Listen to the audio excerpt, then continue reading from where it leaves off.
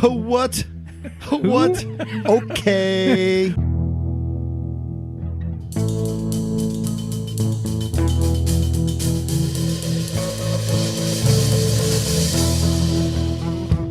Hey there, welcome to Motorcycles and Misfits, coming to you from the Recycle Garage in sunny Santa Cruz, California. Hey everyone, this is Liza.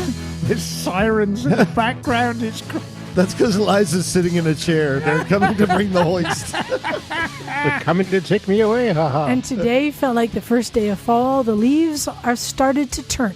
Yeah. Yes. Yeah, did you notice that? The leaves across the street? Yeah, no, I noticed that. And it was cold out today. I was by cold, it was probably, 71? Yeah, right.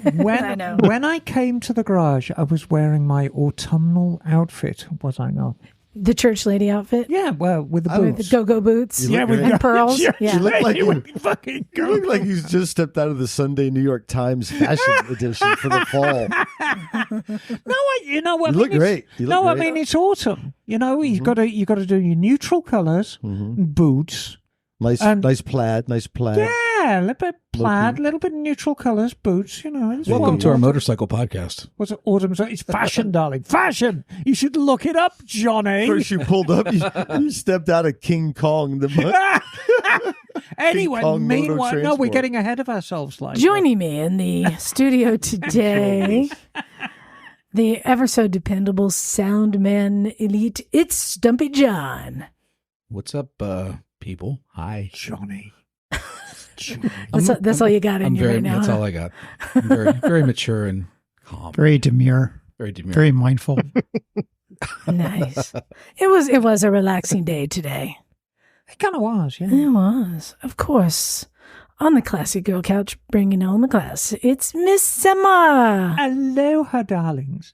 Simply Who just ate the most edibles I've ever seen anyone eat in my entire life. That's okay. So, if I'm totally kidding. I am lying. No, Everyone you're out not. there. We're just playing. No, but we were enjoying today. It was quite the vision as Emma pulled up and gets out of her tow truck and is working on it in her like pencil skirt and go-go boots and pearls and. well, and- no, because Yeah. because I missed that no, spectacle. No, because I'd come directly from another engagement, as you know, and Jim. Because I mean, Liza's still messing about with her knees, aren't you, Liza? Mhm. Yeah. I'm still as we hobbled. speak. You look Yeah. good though. Thank you. I saw No, you, you I saw are on you the road. dancing. You were dancing earlier. I did. I risked it. Salt and pepper. What are you gonna do? Yeah, Exactly. well, What are you get gonna do? groove on. So no, I just came from another engagement, but I did have work to do on the tow truck and the infamous King Kong, which I done did. Looks good. Also joining us is Neil. Neil, what's the spiel? Hi there, everyone. Welcome. Wow. You Our got listeners at You're home. bringing your A game. I am. I'm batching it this week because my wife is off backpacking in Kings Canyon. Oh, So free man. Does that mean you can buy another bike? I could. Okay, that might be a new segment. Let's find a bike for Neil. Of course, by the open window, ready to flee. I know, right? It's Naked Jim. I'll try to make it the whole show. We'll see how that goes. You always have the option. And of course, joining us, a owner of a new toy. It's Bagel. And by the way, Bagel, I really like Yes. that shirt. What's it say on that shirt? It says Volkswagen. Yeah. Das Volkswagen. Auto. Yeah. I got the bug. And there is no medicine. There is no cure. What'd you get? I got a 1963 Volkswagen Beetle. Dude, that's legit. Yeah. Just it popped up on Marketplace on Facebook, and I was the first one to show up with cash today. Is that a And- split window? No. It's a square window. But you know, the very classic shape with the oval headlights and everything, and It's a bug. it's a Survivor. It's all original. It's worn, you know, and has some it's a little rough around the edges, but it's all minus the interior and a muffler. It's all pretty much all there. Darling, in the classic car world, we call that patina. Patina. Yes, patina. it is well Adds patinaed. value. Rust it deteriorates value. Patina. What's the engine size? Are those like a liter engine? What is that? I think these were 1200s. I'm not positive, but I think so. So I'll tell you what, we're going to get onto motorcycles in a minute, but I'm very interested because you are quite an aficionado with these. Mm-hmm. My opinion, I would argue that the Volkswagen Beetle, the Bug, you could argue is actually a British car.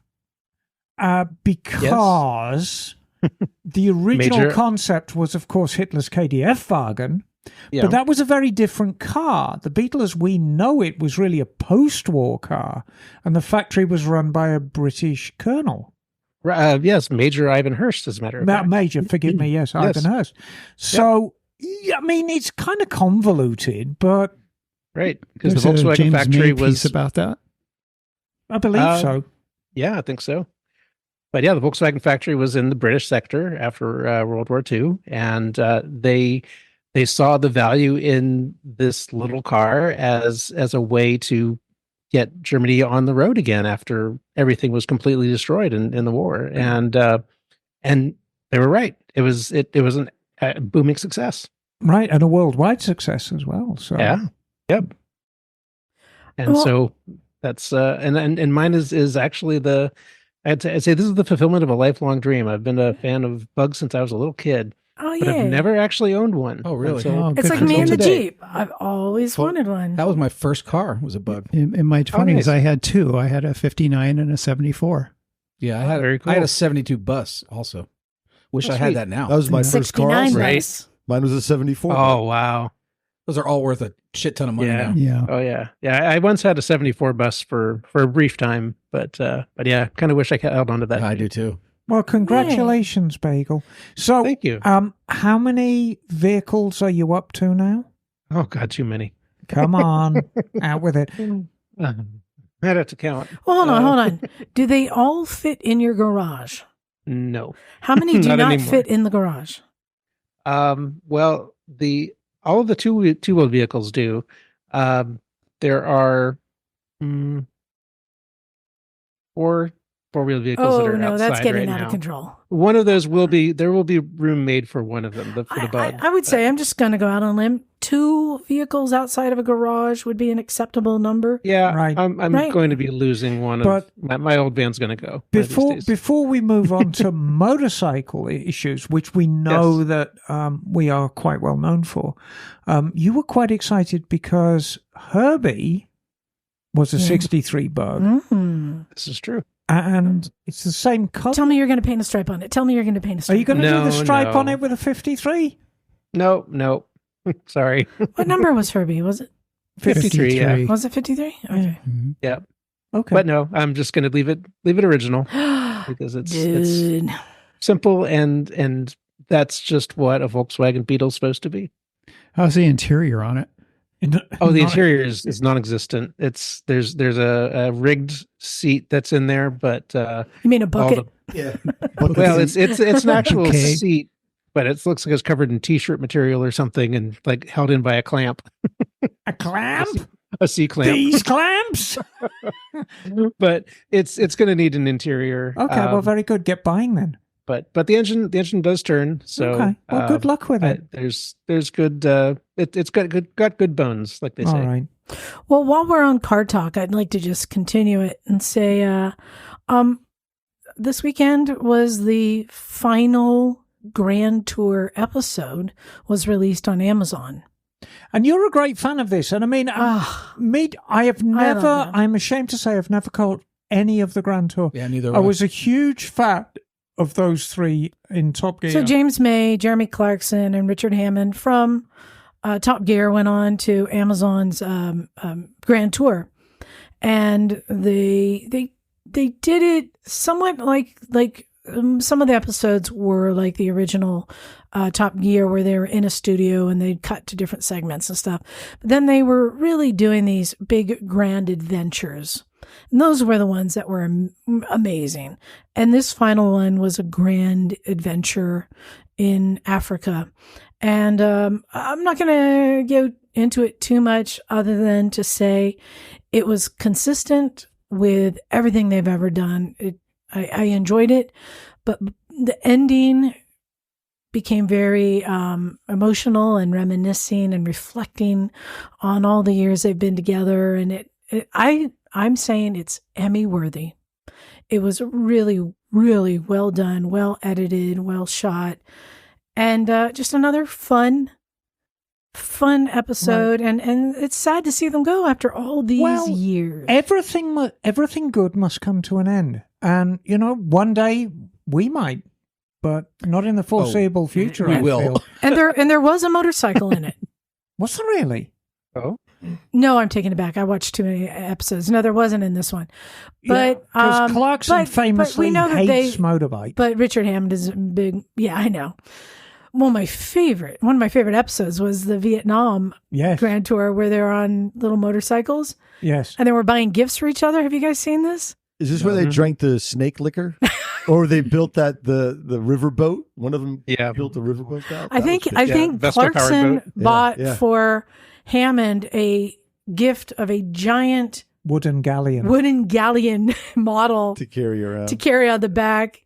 They were just it's so great. So did not fail. So that's just my little review. Go to Amazon and watch the final Grand Tour and really enjoy and a great ending and send off for them. Well, and you had mentioned how in one of the shows, I don't want to spoiler or whatever, how the camera crew had to get involved, which rarely happens. Oh, yeah. So I just mentioned that I started reading a book recently called Back Focus, and it's written by one of the cameramen that started in reality TV back in the 90s. And you want to talk about the Wild West of things. So Back Focus, a book that talks about reality television, which is what this is. But it's wild, the stuff they do. They do put themselves at risk, and they have gotten seriously injured on episodes. And on this one, there was a close call, I'm just going to say. But you realize, it's not just set up. Sometimes shit goes horribly wrong. Right. I remember that one where they were trying to drag a car out of the sand or something, and James May happened to be standing there, and the line suddenly went taut and clotheslined him and flipped him upside down. Oh. Yeah, I mean, there's crazy. Anyway, go see Grand Tour on Amazon. I really enjoyed it. Good. Does anyone have anything they wanted to share, or I just want to give everyone an opportunity? Anything going on? Anyone buy anything besides Bagel? So I will say, Jim and I and a few others look like we're going out to Moonrocks BLM land north of Reno on the 10th of October through the 13th. So if anybody out there in Misfits land wants to come and hang out with us in the desert, first desert trip of the year, woohoo! Reach out to us through our normal channels. Right.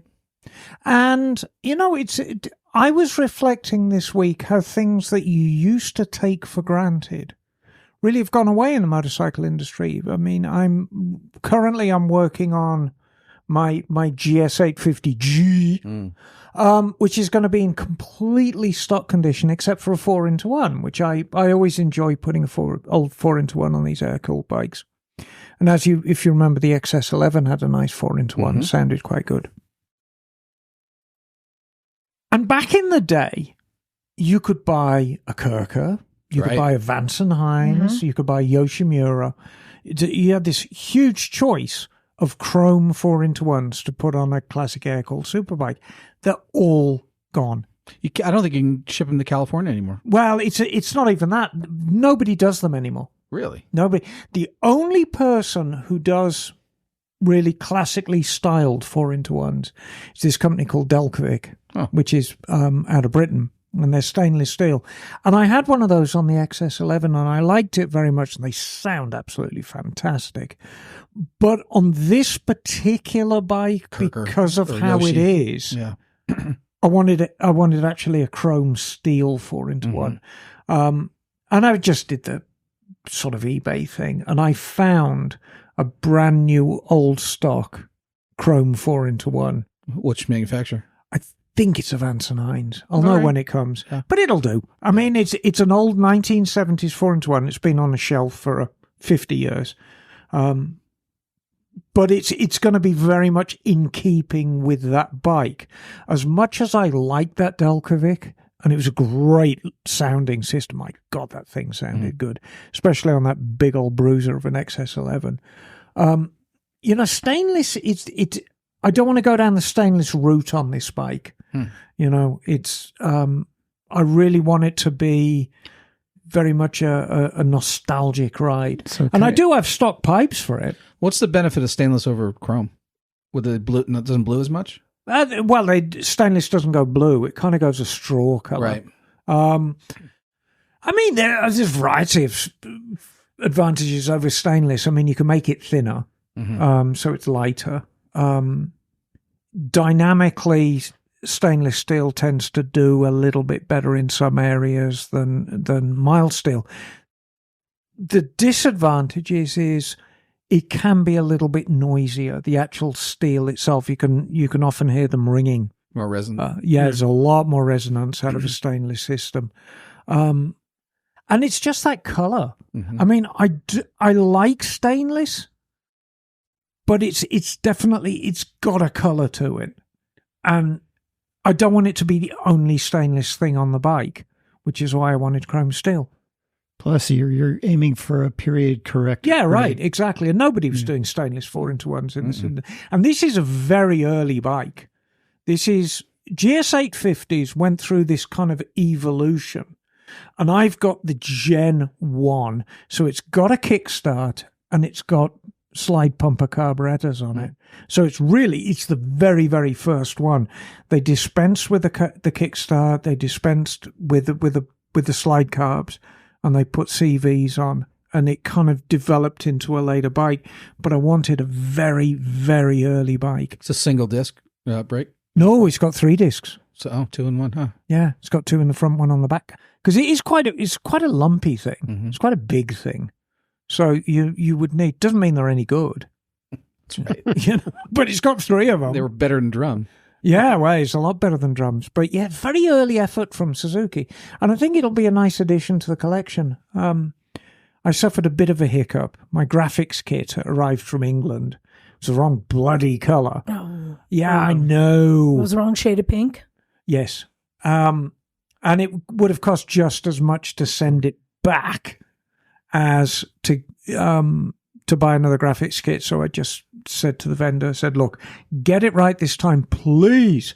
Send me the right color. And so I will have, and what I might do down the road is I might get a tank, tail fairing and side panels. And then I can do 2 different colors depending on the mood I'm in. Okay. 2 complete paint jobs. Because the graphics kit I've got, mine's for a black bike, which will have blue and gold graphics on it.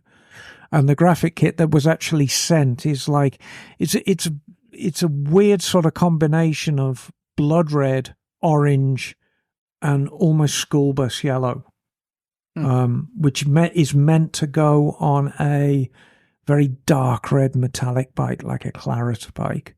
Because it'd be very handsome, but I wanted this to be a black bike because it's a nostalgic journey for me as well. So I want it to be the right paint scheme, so I get all the touchy-feely stuff, right? I can't wait to see it.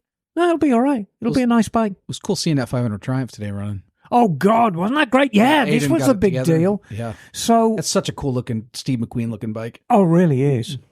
And, the thing is with vintage Triumphs, the less that's on them, the better they look. Yeah, that thing looks this is just bare bones. So we had a young guy come down, what was that, 6 months ago, 7 months ago? Yeah. Yeah. Maybe even. I was out of town when he first showed up, I think. Yeah, you were on one of your trips. Anyway, he literally had a box of Triumph 500 twin engine. I think he brought his own folding table too. Didn't he brought everything. The whole thing laid out. And he said, look, I don't know how to put this together. Can you help me? He said, well, yeah, sure, of course. This is great.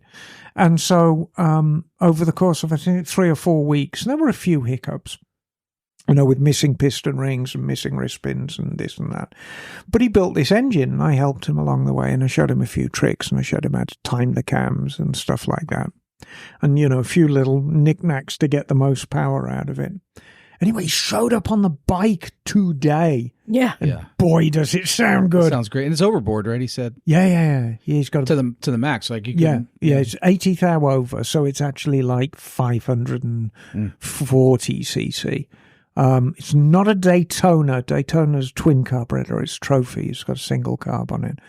of Chinesium. He doesn't even have an amyl. He's got some weird carb he found. It just got It you works. know. Yeah, and it's what a lovely bike. Yeah, it's great. You know, knobby tires, high exhaust. It's Looks it looks like it belongs in the Mojave. Yeah, the sweeping handlebars. Yeah, Was it a 68? I think so. It's earlier, I It's think. like a big enduro. Yeah, basically. Mm-hmm. And that's what they were used for back in the day. Well, that's what my dad raced. Yeah. That is the bike he raced. Yeah. Right. Yeah, because that's all they had. The whole California scene back in the really early 60s, all through the 60s, is everyone would go down to the desert at the weekend. You know? Sounds good to me. Yeah, and just tool around on Triumphs and smash up the bike, smash yourself up, and then work during the week and repeat it every other weekend. I mean, could you imagine what a wild scene it would have been down there? I'm sure. Yeah. It could be a pretty wild scene Today. now, I'll tell you. I'll tell you the thing I liked about the bike is that it's still like crusty. It's got the patina. If that thing had been restored where everything was like sparkling and new paint, it wouldn't be as inviting to like hop on and just go rip. And you know, It looks like just like, let's go have fun. right. And that's a very, very valid point you bring up. I mean, and I'm as guilty of it as anybody else. I mean, we restore these bikes to the absolute max and make them so authentic. And I can't imagine, I can't imagine doing 100-point restoration on a Vincent Black Shadow and then wanting to ride it. Because you'd be just terrified, especially if it wasn't mine. And yeah, there's kind of something missing. Whereas this Triumph, it really was. It was like an old friend who wanted to get you into trouble. It reminded me of my first street bike, which was a 72 Bonneville, which had about as many parts on it as missing. Right. And I rode the hell out of that thing. Yeah, no, Triumphs are great like that because it seems like I have no idea why.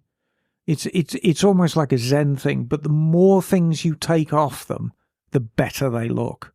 And you can take a Triumph, the Triumphs are always handsome. They're always great looking bikes. But you can take the instrument packs off, you can take the fenders off, you can put a little seat on, take the big seat off, take the side panels off if it has side panels, and just leave the oil bag on, take all the electrics off. And it looks great. You know, it's that kind of bike. So, yeah, no, that was lovely to see.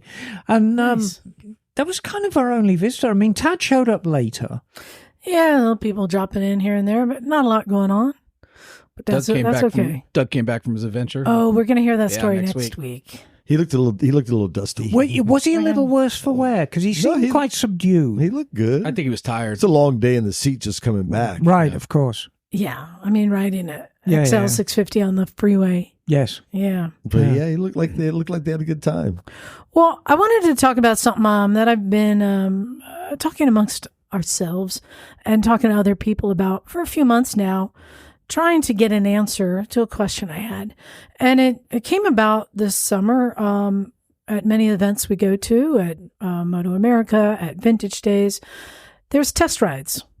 And when you sign up to go do a test ride, they always have a rider's meeting. You have to show up early. If you miss that rider's meeting, you cannot go on the ride.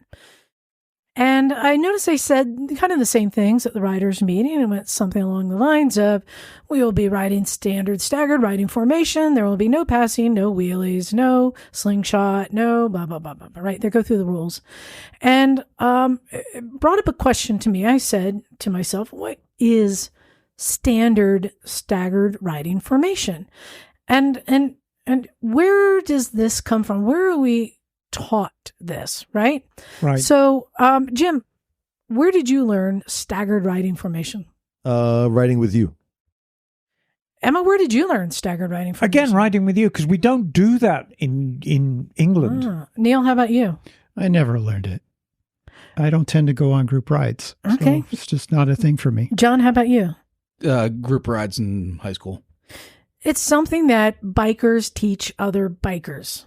Right. That you go on a ride and usually somebody says, we're going to do standard ride information. Bagel, you have the same applies to scooters, right? It's not just motorcycles. Standard ride information. I learned on scooter rides and rallies. Yep. Right. Yeah. But can we stop and actually define? Because we've got a lot of people in Europe right now scratching their heads like, what? Yeah, I'm getting into that. So the first question I had is, so what exactly is standard and who is creating the rules? So now, in general, what happens before any ride you do, group ride, there should be a ride meeting where the ride captain or ride leader will state, here's how we're doing it, and here's the rules, and here's the hand signals we're using. And you go over everything and make sure everyone is aware. And as a newer rider who's never ridden in a group, it's pretty easy, wouldn't you say, Bagel, to kind of fall in and see what everyone else is doing and figure out where your place is, right? Yeah, if you pay attention. And right. It depends. Anyway, you can see a lot of new riders that just don't too. So. Right. But in general, you ride in a staggered. Now, staggered is defined by you're riding left side of the road, right side of the road, left side of the road, right side of the road. The lane. In a lane. Staggered with the ability that the person who's diagonal to you, you can see their eye or their helmet in their mirror. Right. So you're at a diagonal, so you are in their mirror line of sight, and the person in front of you is a 2-second gap. Is kind of the general rule. Actually, it's actually the person. It's 2 seconds between bikes, so the person immediately in front of you is 4 seconds, and that's the key to staggered riding because it gives you that time. It's 2 seconds between bikes. The leader rides in the left third of the lane, while the next rider stays at least 1 second behind in the right third of the lane. The rest of the group follows the same pattern, a single file formation with a minimum 2 second following distance is preferred on a curvy road. Yeah, exactly. It's 2 seconds per bike. No, but they're saying 1 second to the person to the... A minimum of. Right. Minimum. So I'm just saying, I've read... So hold on. I've got many different sources here. And in general, they say, just to give you an idea, 2 seconds. And you usually have a ride leader whose job it is just to lead the ride. And you have a tail whose job it is to handle any stragglers or any incidents or whatever. They're going to pick them up and deal with that. Also known as the sweep. The sweep. You also can have other blockers and different positions within the riding group, right? Depending upon the size of the ride. But the question I came back to was standard staggered riding formation. What is the standard and who has created the standard? Where do you find out what this standard is?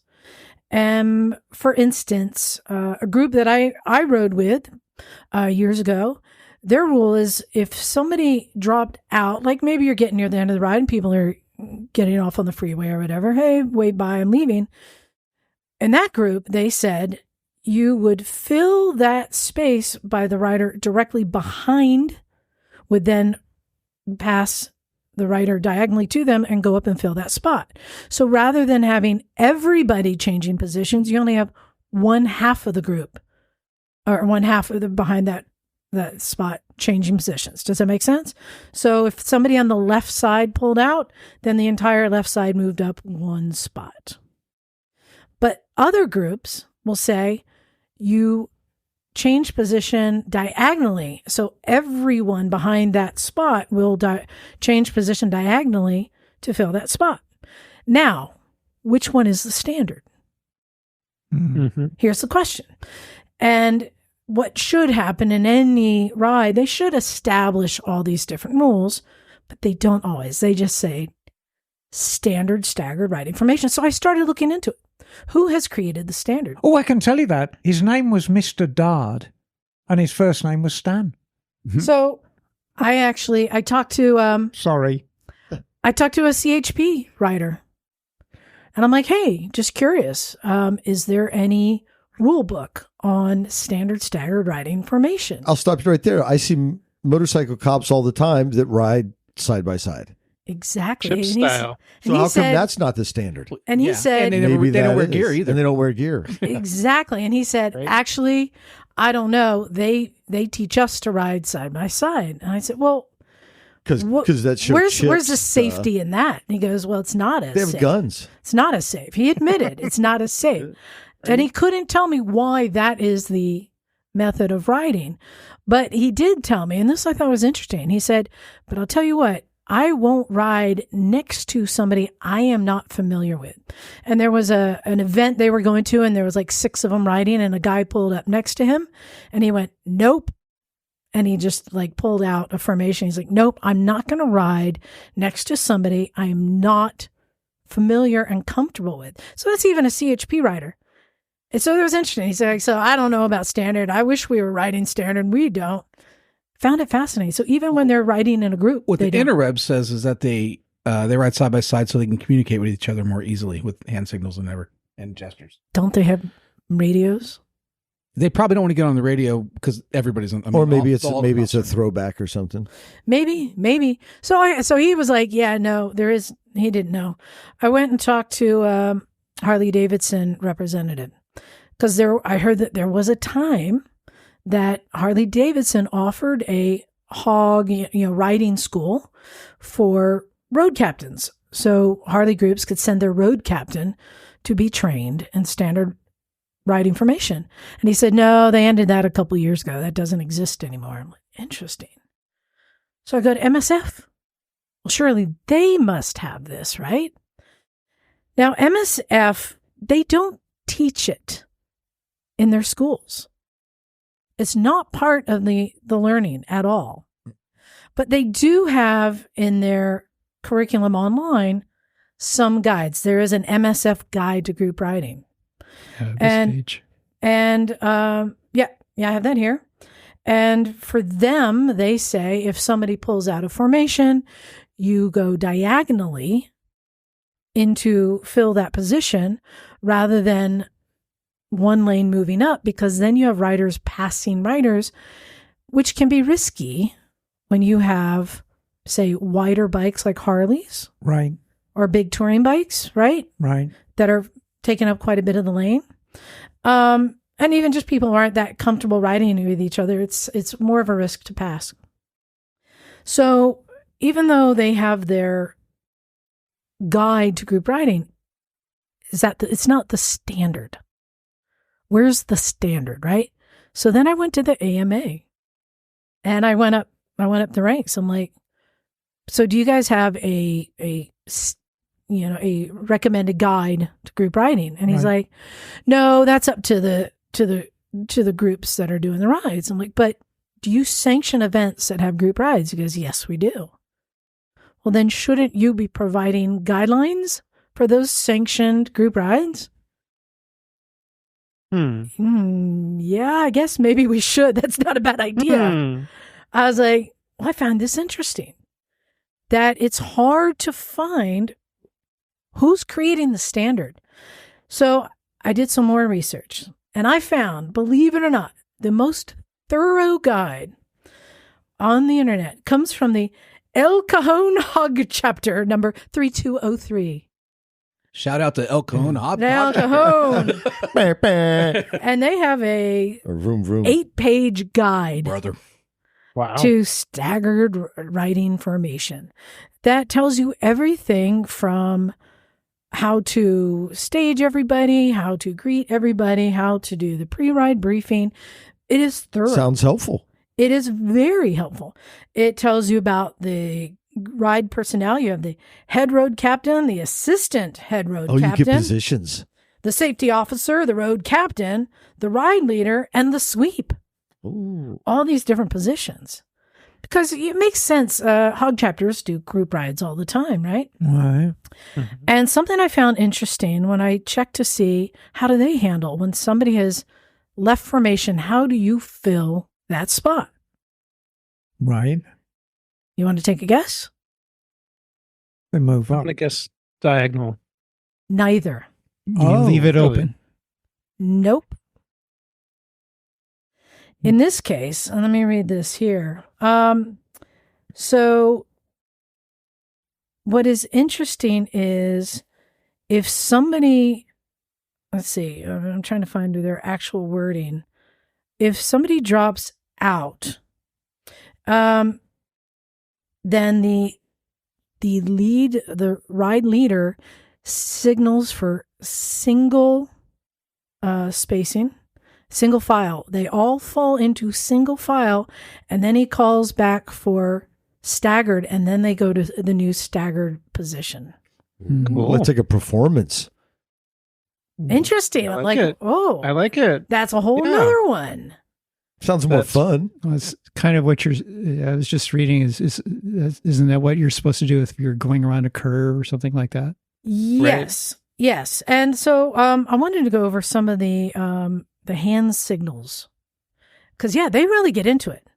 And let's see if everyone here knows what their hand signals is. How do you signal left turn?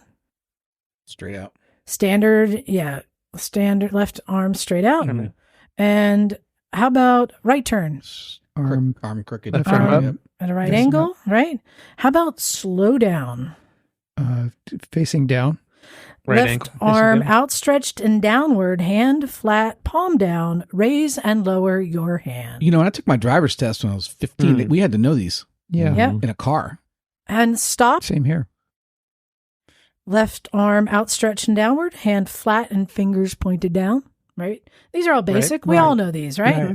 How about single file? I'm guessing one finger over the head like you just did. Left arm straight up. Hand raised over your head with index finger pointed upward.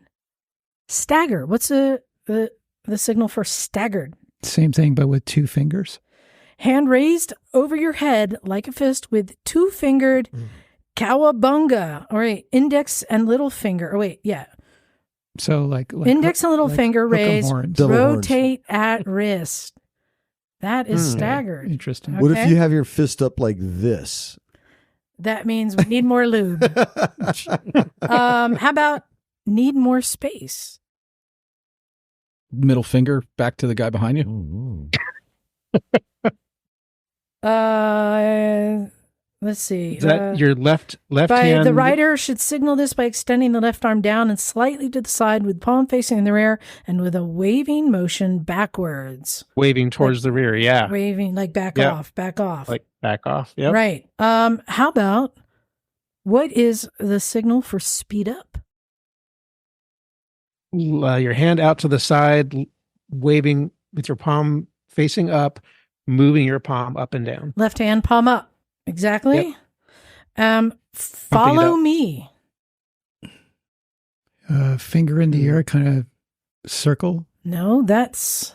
I'm like... Oh, that'd be turn around. That's U-turn. Yeah. That'd be a U-turn.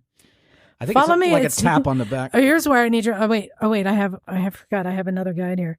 Follow me is... they're saying... standard follow me signal. I think it's the, hey, come on, wave your hand, Wave your hand forward. Yeah. How about need fuel? Point at the gas tank. Yep. Tap your tank. How about need food or drink? Point at the gas tank. Point at your Tap mouth. your Point face. to your mouth. Yep. Yeah. You come forward and lead. Ooh, next level. Wave your left arm out arm. and wave it. Yeah. Point back. Then sweep arm around to point forward. Jim, you and I do this all the time. We're like, your turn. These are all actually kind of common sense when you're thinking about it. How about hazard on the left or right side? Usually they kick Left their feet foot out, or right? right foot out. Yeah. Yep. Yeah, usually use your foot or hand to wave. And pulling off the road to the right. Point to the right hand side with your right hand. Turn signal. Pull off Put the turn signal on. is... Yeah, your arm positioned as far forward, forearm swing towards shoulder. So basically, like Oh, you're pointing over your pointing head. over your head. I know a lot of times Pulling when off. we're fucking Okay. around, like on the dirt track, you'll just hold your hand up. Yeah. When you see the hand That's up, a racing thing. Yeah, you're like, ooh, watch Yeah. out, slow down. Now, the thing That's that just right hand turn. that is interesting to me, and again, going back to these group rides, that they say standard staggered riding formation, and to discover that there is no standard. Well, who is to set the standard? Exactly. That is my question. The AMA. And that is what I said to the AMA. Why shouldn't it be you? Why shouldn't it be you? But I think they kind of feel like, well, I mean, it's not us to set the rules. I'm like, but it's a guideline. Shouldn't there be one governing body to set a guideline? Is this something that it's just so common sense that they don't need to actually do it? And I mean, that's a very valid point, because everything that we've talked about is largely common sense. Right. And, you don't need to be a genius to ride in a group safely. I mean, everything has a reason. Mm-hmm. Staggered formation has a complete reason. It basically means you can get a line of motorcycles that are a lot of motorcycles in a compact space without worrying about hitting the guy in front of you up the rump. Start with the airplane thing, with that way airplanes fly so they don't smash into each other. Well, yes. Yeah. Well, let me give you some scenarios and see what you guys say is what you think would be the standard, which we've established there really isn't. You didn't do this one.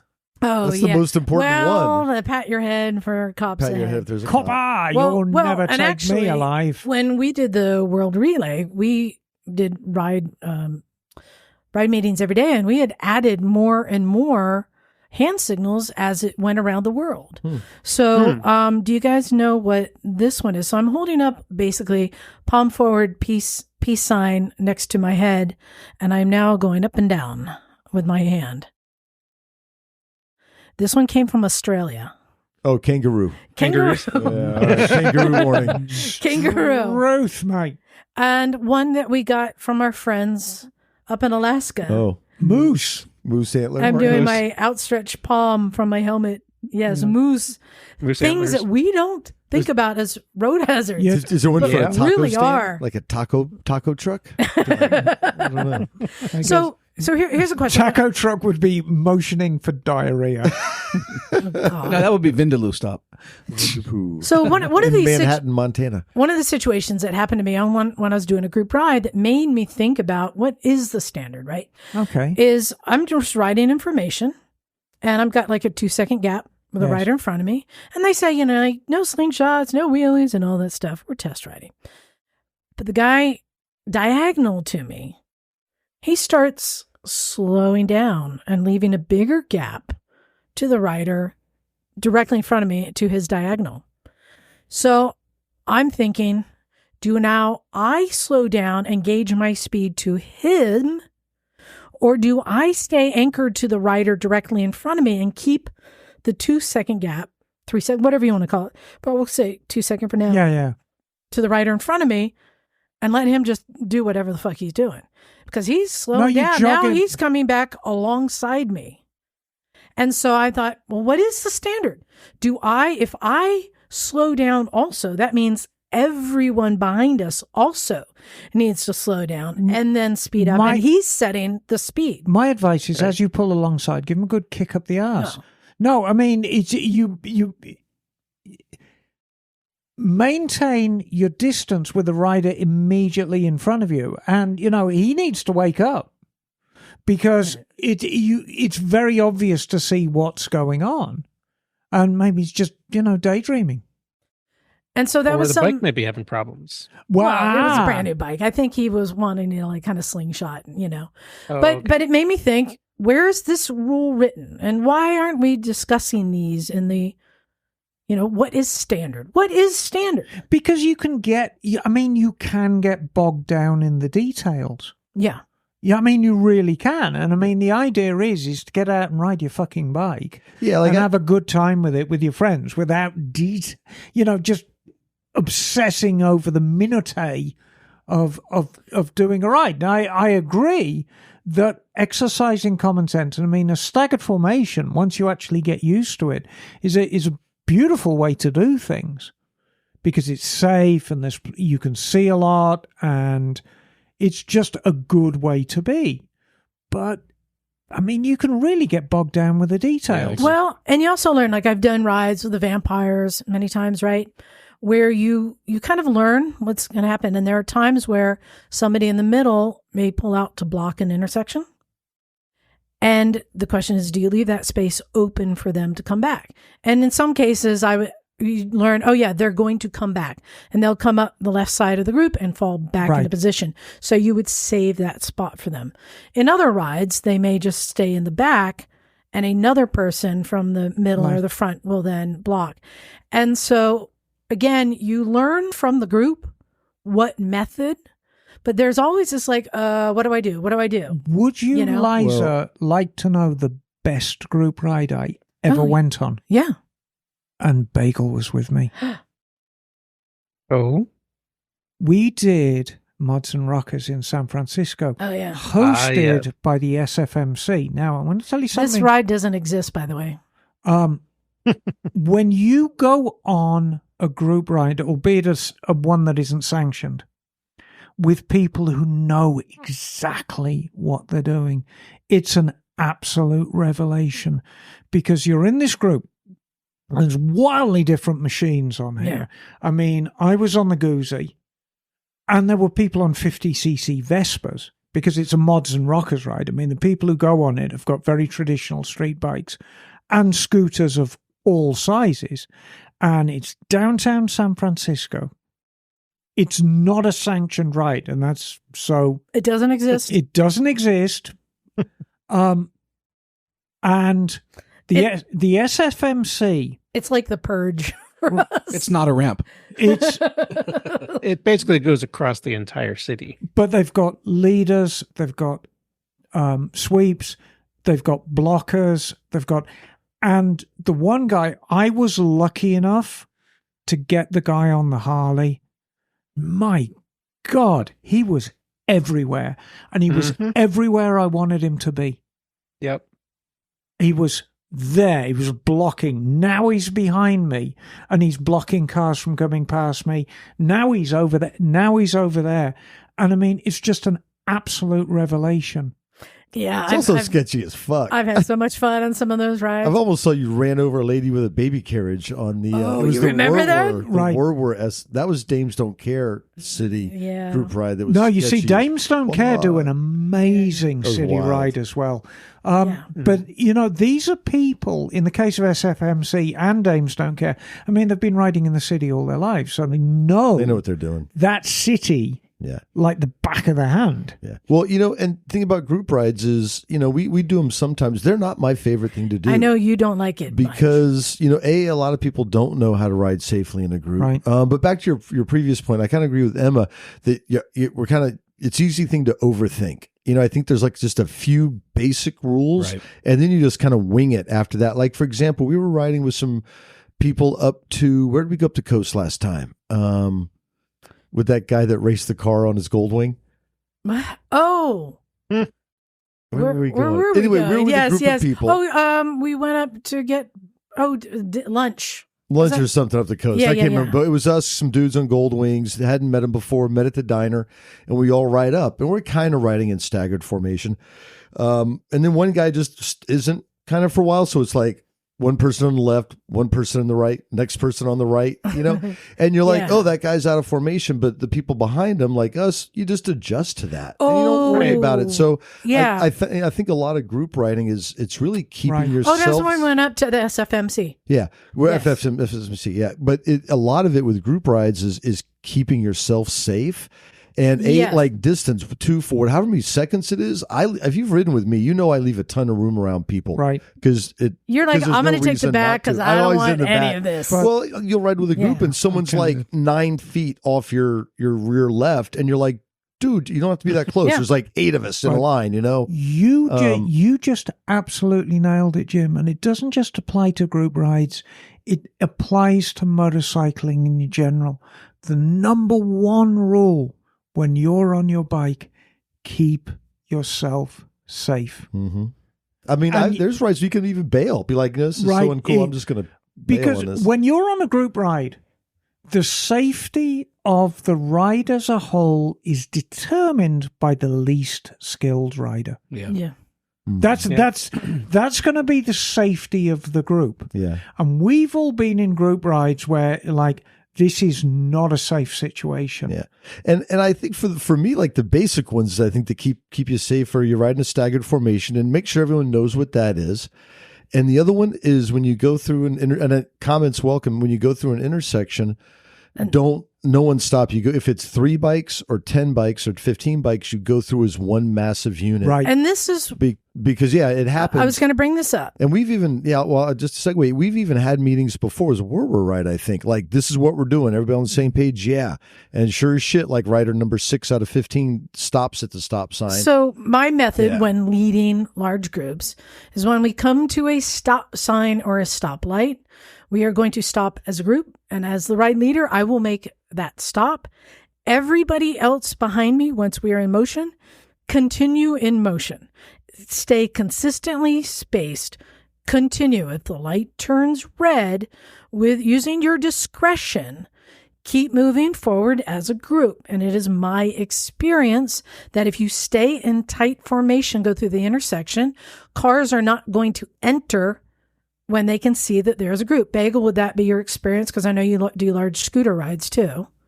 Generally, yeah, that's going to be the case. I think on the scooters we have an advantage that people are just kind of stunned by this pack of scooters passing in front of them. They don't even know how to react, so they just don't do anything. But it's my experience. When you stay in tight formation, cars will not enter the intersection until you're done. And there are times when I'm in the back, if I'm in the back of the group, I'm like holding my hand up to stop and telling them just wait, even if I'm in the front. And just wave. If everyone waves to them as they're going by, that will help too, because they're like, okay, you're waving at me. Okay. And then the group goes and then the cars can go on their way. But is that legal? Probably not. Not technically. It's tolerated. But is that safe? I think it's safer. Arguably. Yes, Arguably I think it's far safer, safer than breaking up the group, because once you've broken up the group, now you've got people who are not necessarily doing the safest thing to get back. They're usually into the less formation. competent riders, right? The ones that stop. Now, funnily enough, I was peripherally involved with the Distinguished Gentleman's Ride in Monterey this year, and it was right after my surgery, so I couldn't actually be part of the ride. But I did a few organized stops for them at the Jameson Museum and helped them organize. But the number one complaint I heard from people on that ride, and it was almost certainly the fault of the organizers, is going through stop signs.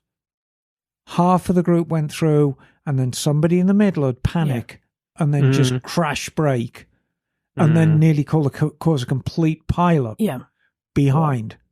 And, but the light was red. I'm not going to go through a red light and risk my license. I've encountered this multiple times as a ride leader. John, you had something you wanted to say? Yeah, a lot of the rides I go on, you'll end up in 2 groups, like an A group and a B group. So usually the less experienced ones are in the B group, and you do like a ride captain for that group and a ride captain for the front group, so that there's similar skill levels on each side. Because I found that if you don't do that, then everything just gets scattered, because some people want to go fast and some people want to do speed limit, some people want to go slow. So you got to sort of figure out a way to get all them people together in one group. And then a lot of the Harley groups are more disciplined and more like structured. Where the rides I go on, I think we go on mostly, it's not that structured. So I will agree. We're just looking at pie at some point. Exactly. When you're riding with a group of experienced riders who know what they're doing, you can ride with a rather large group. Yeah. Well, and safer. Yeah. But in many rides I've done, there's somebody in the group who just thinks that's not safe, and they are, as you said, are going to stop at that red light. What happens is, they now have put the people behind them at risk because they think that they're going forward, right? And they've now separated the group. The other thing I have seen, there are people who leave a gap. If you leave a gap, then cars see that as their opportunity to go for it. Go for it. Yep. And that creates a dangerous situation for the group. You need to stay consistent spacing and tight. There's a number of reasons why that's dangerous. If you're in a group of bikes and then now there's a car in the middle of that group, it's stressful for the bikes, but it's extremely stressful for the car as well. It's not good for anybody. Because the car's now in this group, and never underestimate how dense people are. Probably didn't realize. Now, all they can see out the windshield is motorcycles. All they can see in the rearview mirror are motorcycles. And they're going all which way. and they're going all which way to catch up. And so now too many targets to keep track of. And now they're stressed. Yeah. And so the bikers behind are going to make basically not the greatest decisions to get with the group. Meanwhile, the car is going to make not the greatest decisions to get away from the bikes. It's a very dangerous situation. You know, we dealt with this nonstop was the War ride. So we had two groups that went from Santa Cruz down to L.A. For the War party in L.A. And I was helping lead the B route. And we went Highway 1 the whole way. And it was like that in the entire time. Going through the little towns, half the group would go through the light, other people would stop. Then you get on the PCH and we'd be spread out over like 2 miles. Because a lot of the people that, people that with less experience tend to have the smaller bikes. So as they get separated more, it takes them forever to catch up. I will say, anyway, on that ride, we had one person from another country who was not used to staggered riding. And when I explained to them, here's how we do it, here's why we do it, and this is why it's safer, she still flat out refused and kept stopping at intersections and creating situations where everyone else had been briefed and were aware. Well, that's when they can go at the end. They get and also, Jim, you and I have ridden in a 3-person group where the person riding in the second position likes to have a large gap between them and the rider in front of them. And it leaves you with this weird, like, what's going on? Mm-hmm. Like, there's like a 6-second gap. and you're like, well, do I just pass them? What do I do? Mm-hmm. And I've always found that interesting because I understand. And Neil, you said you don't like ride information. I didn't say I didn't like it. I just don't have a lot of experience. But maybe you're the type of person who would feel more comfortable with a bigger gap. I don't have a problem with that if they state that and ask to be in the back. But the amount of times I've been riding in a group where that person doesn't state that, but rides in the middle and leaves a big gap that creates cars coming in, merging in, or cars trying to cross, and it drives me nuts. But here's going back to, is it legal? The intersections and the whole stuff. thing. And this may be where I've heard it is, but I don't know. This may be where it's cloudy for AMA or MSF or whoever to say, here's how you go. Here's how you do it.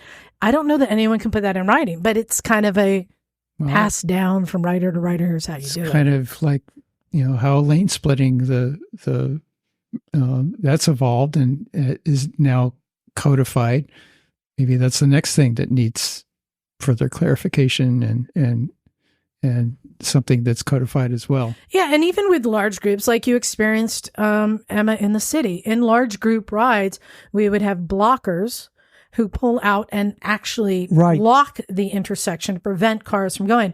And I remember doing the SFMC ride once, and we were passing one of the major streets in the Mission, and I had pulled off to block, and there was a Lincoln Continental, and the light had turned green, and I'm just holding my hands up, and this car started revving its engine at me, and I'm looking at my mirror, and I didn't know there's still bikes coming, and this is like 150 bikes and scooters. I mean, it's pretty drawn out. And this car starts inching up towards me, revving its engine and honking its horn.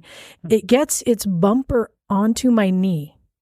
And I'm just standing there. And I looked at him. I pointed at all the bikers. I did my fist into my hand, pointed at him, basically saying, do you want to get your ass beat up by a bunch of bikers? But as the blocker, I could not move. I held my position. And then I saw at another intersection, a woman on a scooter in little knee socks and a little cute skirt and like a Hello Kitty scooter holding a police officer at a light. Probably the most effective blocker you got right there. Yeah. Because on a ride like that, to safely get through the city, you have to block intersections. Is it legal? No. But I think, is it safer for us? I'm like, was it safe? Not really. Yes, but it's safer. Did the cop do anything? No. But at one point on our ride, we pulled into beach parking lot for just a stop, a little break, and I saw a cop car pull up and block the entrance to the parking lot and get on his walkie-talkie. Nice. And I'm just watching this. Everyone's like going to the porta potties and pulling out cigarettes. I'm watching this. And he gets on the thing, and then I see him like counting with his finger, trying to count. And then he gets back on the walkie-talkie, and then he got in his car, backed up, and drove away. And I'm pretty sure he like reported like, hey, these guys are doing all this. And they're like, there's like 150 of them. And he's like, just leave. They just told him, stand down. Stand down. Because even though that ride where we're just bombing through the city, we're controlling the environment. And that's part of the thing. On a big group ride, you do have to control the environment. More like you're dictating the environment. Yeah, I know. But going back to, should there be somebody who creates the standard, or should it be up to El Cajon chapter? I like El Cajon. I think we just run with that one. So there's a related question about what do you do with a funeral procession? Do they have the right to block an intersection? Technically, no. But as a courtesy, they'll have a motorcycle usually that will block. I think there are specific laws about funeral processions, though, aren't there? Not as You mean the at least in procession has their California. own blockers? Well, like an actual funeral procession where there's a hearse, right? Yeah. I have And been the in one. little flags and everything.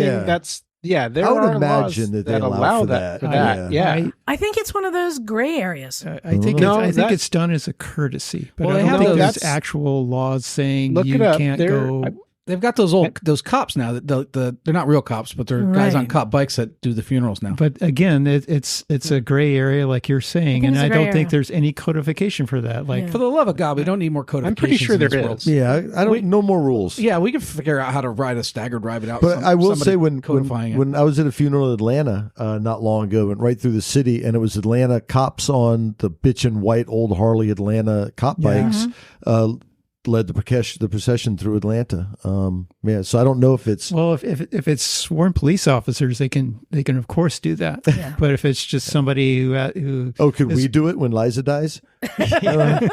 naked. So, Emma, I want to Gonna go get a back. girl in Yeah. a Hello Kitty skirt. You said Yeah. in other countries this doesn't exist. Yeah, I mean, it's Like when you're doing your group tours, like Dolomites and stuff. well, we kind of do because we're mostly Americans, So you kind of fall into so we that. kind of fall into it. But there is no standard over there. It's all twisties. That's why there's no Yeah. chance to ride staggered. You're in twisties all day. You're in twisties all day, and when you're on the autobahn, it's I'm not going to say it's a free for all, but the autobahn is very, very fast and narrow lanes, and you really don't have the opportunity to think about it. I mean, you're honking along at 200 clicks an hour plus, so. So one thing I did want to share for anyone who maybe hasn't done this, because I realize, as I said, this is something that's just passed down from biker to biker, where we kind of teach them, right? last large group ride I did is the Easter morning ride that Mean Marshals used to do. And So- that was 30 years ago or something. For a newer, lesser experienced rider who's maybe on a slower bike, is it better for them to be in the front or the rear of the group? I'd say the rear. Rare. No, I'm going to say the front. Kind of like hikers, you want the slower people in front and the stronger people in the back. So Directly behind the ride leader. Yep, that's exactly the spot. Exactly right. So, and I can tell you from I'll experience. catch up with you on the next drag. Exactly. So, exactly. So, Jim, I experienced this on the Werwer ride when we were coming from Reno to California. We had a large group. Oh, I remember. Yeah, I Large met group. you. I met y'all in Reno. Yeah. You were in that group. And I remember Haley and Aaron and I were all on comms. I'm leading the front, Haley is in the middle, and Aaron was in the rear. And we had a lot of bikes and there were some newer riders. There was a woman on like a Rebel, and they're like, "Well, I'm just not that comfortable. I've not done a group ride. I'm just going to go in the back." And we said, "Come to the front." No, I just want to go in the back. They thought that was the safest place. What happened is the front, and we're getting onto the freeway, right? I was riding a consistent speed at the speed limit, and I would be in a lane just holding my speed. What's happening in the back is if there's a gap or something, maybe a car is pulling in, they need to cross through. Now the whole group is having to kind of zigzag and get back into position or catch up or slow down. They're having to maneuver a lot to keep up. And I'm getting reports from the back saying, slow down, we can't keep up. I'm like, I'm going the speed limit and I haven't changed lanes for 10 miles. Right, because the group is so large. Because the group is so large. And the people in the back kept complaining. I'm like, tell them to come up front. But they had this perception the front was for fast riders. No, the front was for consistent riding. The back is for more experienced riders who can maneuver through traffic and break the group up and get it back together. Break it up and get it back together as you need to get through traffic. Because the situation that you encountered, by the time you get towards the back of the group, it's a completely different situation. It's a shit show. And now you've got inexperienced riders having to make grown-up decisions. I think the best example of that is you and I in Islamabad. This last trip where we both were on comms. Yeah. And we were able to really coordinate well to get us through all that gnarly traffic. And it seemed really to flow well. But right. Well, Last day. I was up front. Were you in the middle? I was back. I was sweeping. Yeah. So we were able to kind of communicate and like, okay, we're through an intersection where and I'm saying, here's where we're going next, or here's the or turn, look out for that. But I find it very interesting. Again, this is something that just gets passed down. Unless you want to look up the El Cajon, writing, or the MSF, but that's something that I think there does need to be standardized. Form a basis for the group you ride in.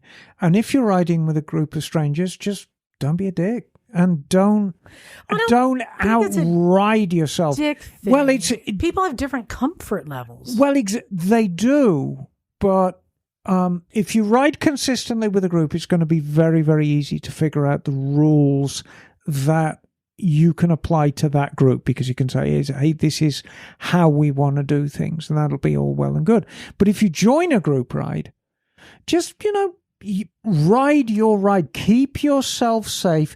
Don't compete with other people in the ride, and, here's what be cool about it. Here's what I think happens, and the thing that creates a dangerous situation.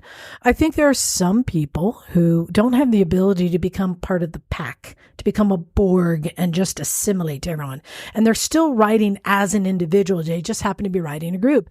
And those are the ones who tend to stop at the red light rather than going through, because they are not part of the group. They're an individual rider riding in a group. And that is something that, Neil, if you haven't had that experience of riding in a group, I think it is really a cool experience when you do all gel together and you ride together as a group, as one. It's kind of a really cool thing. Well, that was kind of my experience with that Easter morning ride, and it was organized, and they had leaders and blockers, but on the other hand, it was kind of squirrely. There were people who were messing around and not really disciplined. Motorcyclists aren't disciplined and imagine that. Bunch of crazy English white people. Go figure. I was going to say the flip side is we've had some wonderful small group rides, like with the people in this room. I know a couple that come to mind. One was Emma, Miu, and Henry. Oh God, coming down Highway 1 from San Francisco direction this way. God Almighty, so if you've a quick ride. If you've ridden in this area, Highway 1 north of Santa Cruz towards San Francisco has a lot of passing opportunities. Yeah. Going south of here towards Big Sur, not so much. But yeah, I think more than multiple times. What the hell was Henry riding? Because fucking some Italian bike he always has. The Guzzi? It was a Guzzi something. I don't know. It was a leader bike. We all were on leader I know. bikes. I mean, we were like 100, he was on like 120. It was multiple times. But when you're riding with people that you're familiar with and you know the rules, and you know when people are going to leapfrog up, and you're looking at traffic, everybody's got a vibe. And when you're driving with like 2 or 3 other people on a group ride, and you know them, you're thinking like each other and you trust each other. It is a fucking blast. I remember remember, and Liza, me, you, and Yuri. Remember that one, Yuri? I was like on my 600, I think, and Yuri shows up. Yuri scares me. Yuri shows up in a tracksuit. We're all like, Liza's like, yeah, I invited Yuri. I'm like, the racer? She's like, yeah. She's like, don't worry, it'll be chill. And he shows up in a tracksuit. I'm like, I'm going to die. But group rides with your posse can be a whole lot of fun. They are wonderful. I mean, I've had mixed experience on group rides. I will never. Yes, you have. I will never go on a group ride with somebody with less experience than me behind me again. No, keep everybody in front of you. Ever. And, if they want to ride at the back, I'm going to ride at the backer because that's my rule. But that ride in particular that we had, Jim, that was a wonderful ride. I ride very well with Liza. Mm-hmm. Very, very well. And again, very, very quickly. And we kind of read each other's minds out there, don't we? It's like everywhere that you wanted to be, I was there already. And then everywhere I wanted to be, you were fucking there. And that's the thing. When you ride with people, Jim and I ride like that, you and I ride like that. When I rode in this group in Atlanta, there was kind of the head of the group. She was usually road sweep on a big Harley, and I had my big Roadstar. And we would ride sweep together side by side, like just like on chips. Yes. Almost handlebar to handlebar, but we both knew what each other was going to do. We knew how to leave room in turns. And riding with somebody side by side is actually really cool. It's like this, almost like, what do you call it, synchronized swimming or something, When you find somebody you can ride with and know that they're not going to cut across you or break, right, and you can hear what their bike is doing, you can hear them shifting, and you know what's happening. I love that feeling. And there are few people I have felt so comfortable riding side by side like that. And that's really cool too. Especially if you're on identical bikes or at least well-matched bikes. Yeah. So I'd like to hear if people out there have their different sets of guidelines or what, like, as I said, when somebody leaves a spot, you can fill it diagonal, you can fill it straight ahead, or you can go single file. What do you think is the standard? What is the standard? Who should set the standard? I want to hear from people. So send us an email. Let us know what you think at motorcyclesandmisfits@gmail.com. Yeah, I'm curious I wonder if, like, on the Gentleman's Ride, Distinguished Gentleman's Ride, those are group rides all over the world. Right. Do they have a standard that they set? I mean, I think each ride you just figure it out as you go. Well, there are rules. You have a ride meeting, but I mean, I should imagine it's going to vary from country to country because each country has different etiquette. That would be interesting. Well, I want to hear from people. What do they think? What is the standard? And maybe there's people who haven't ridden in a group. Yes. It's a cool thing to experience. Well, for the next segment, I've come up with a little game. Oh, God. This is one of my games where there is no winner, there is no loser. Everything is a right answer. No, the only winners are the people listening to this show. But I thought this would be fun to do. So you know how the other day we were doing the music genre? What bike matches that music genre? So I've come up with another one like that, and I'm calling this one The Breakfast Club.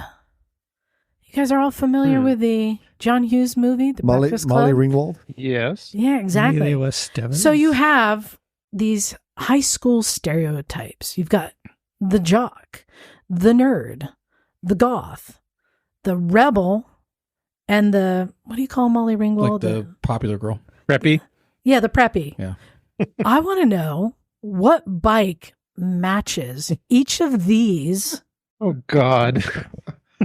From that movie? Yeah, from The Breakfast Club? Yeah. All right. Well, okay, let's start. Let's do it. You're back on your pain meds, The aren't jock. The jock. Oh, the jock. That's Emilio. Just for Jigsaw clarification, 750. the year of this movie is what, 1980? Yeah, 84. 81. Yeah. 85. 85. 85. Okay. Yeah.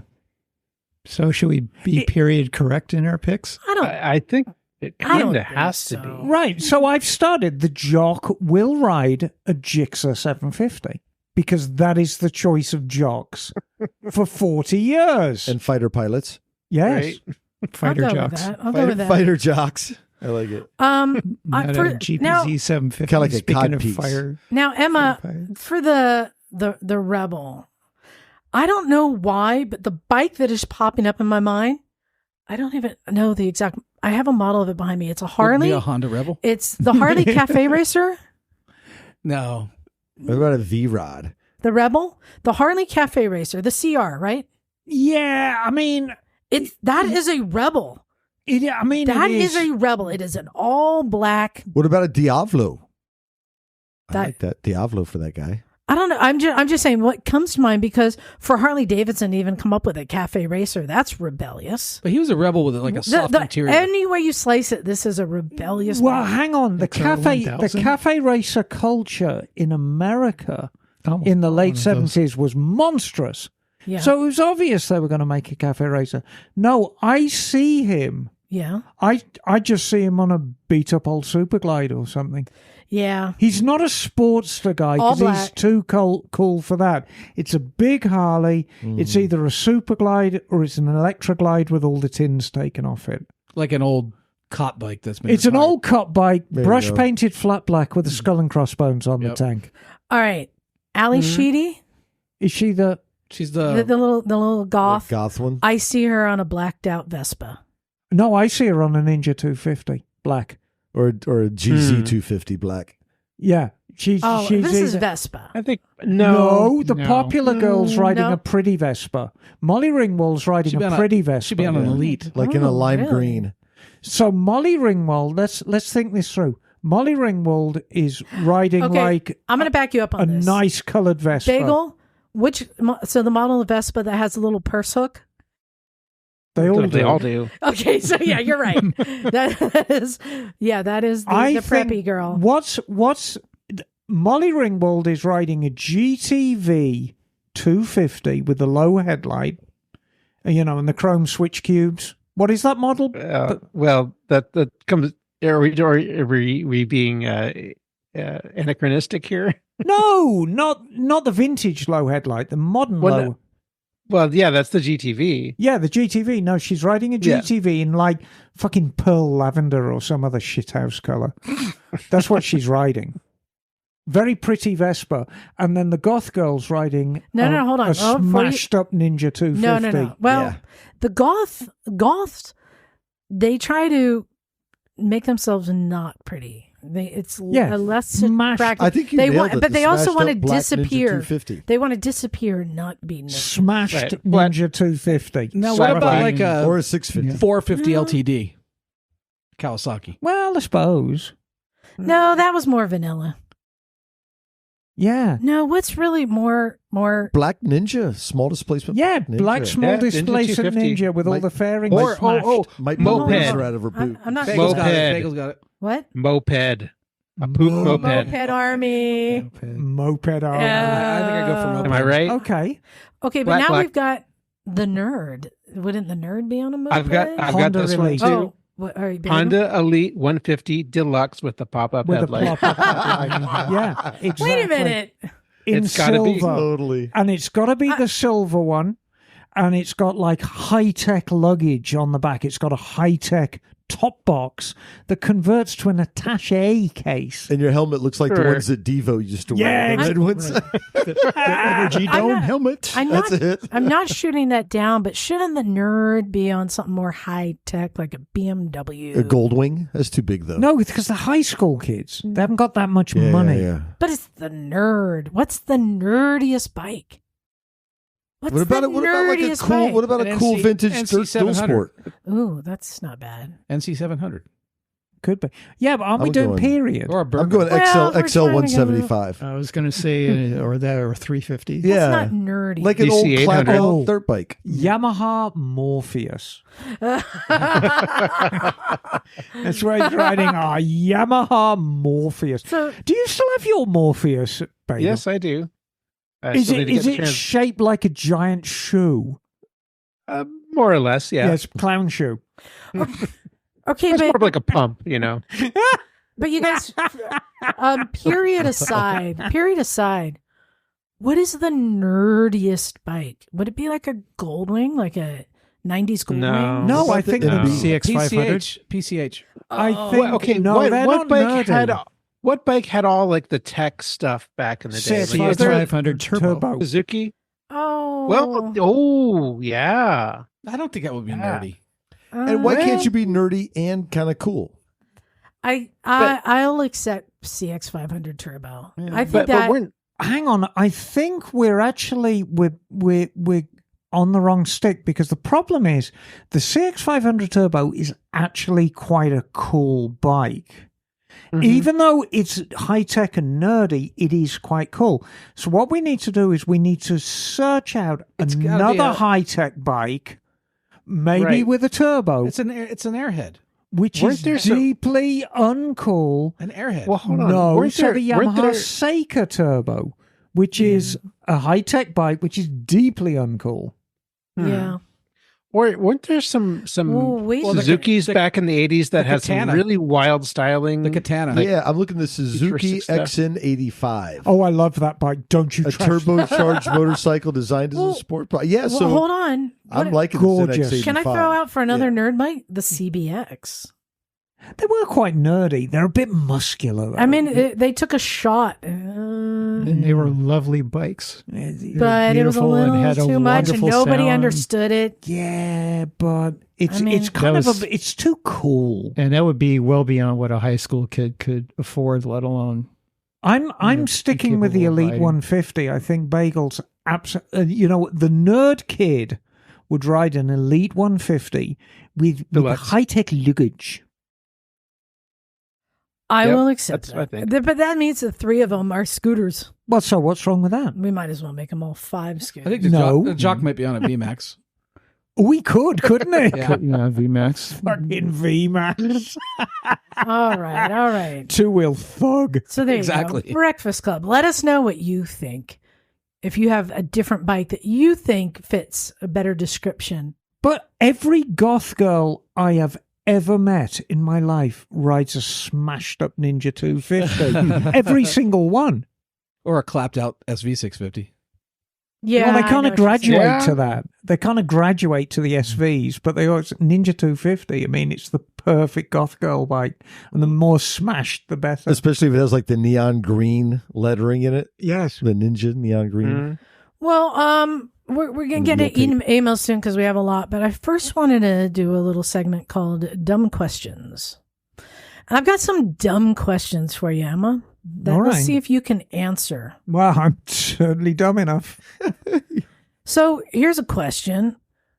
Why is the throttle setup that you pull so you can do a whiskey throttle? Why can't you roll it forward and not have to deal with a whiskey throttle? Why is the throttle a pull, not a forward? And here's the thing that's interesting. My sister got on, my little electric scooty scoot. Yes.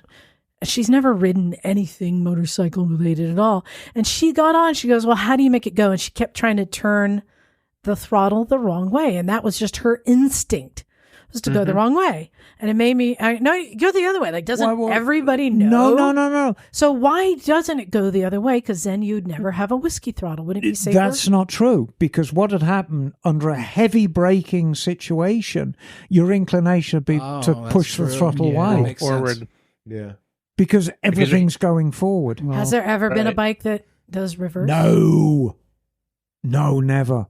And actually, it was funny you should mention that. So, years and years ago, actually, when I was at Peninsula Power Sports, I built, I think it might have been a Ninja 650. It was something really peculiar. And I don't know why I built this thing, and the throttle cables I put on back to front. So it revved up by revving the throttle forward. And I think, oh, I'm going to ride this and see how strange it is. And it was, Oh, no. it was very odd indeed. And I nearly killed myself within 2 or 3 blocks. And I thought, no. But that was basically why. I mean, every time you got into a high braking situation, you were rolling the throttle on. Yeah. At least when you pull the throttle back, yes, you do a whiskey throttle, but when you're braking, it's natural to shut the throttle down. so you have a negative feedback. Exactly. And believe me, when you're braking, you want dead throttle. Well, sticking with the throttle for dumb questions, why is the throttle always on the right? Who decided that? It didn't used to be. That didn't get standardized until somewhat later in the history of motorcycles. That's not entirely true, but manufacturers over the years have moved it around. Really, the British setup, which was right throttle, right gear shift, left clutch, left brake. Wait a minute, left brake, yes.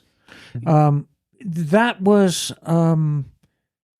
really immediately post-war. So, I mean, Indians famously put the throttle where the bloody hell they wanted. I was going to ask you that. My dumb question would have been, because I was looking at that 500 today, why on the right side for the shifter, not the left, and why did we eventually all go to the left? And was there a reason for that? Well, I or mean, is it just, it's kind of. is there something about left side of the road riding? Or? Yeah, I mean, it was basically a standardization, really, for America, and everybody kind of towed the line.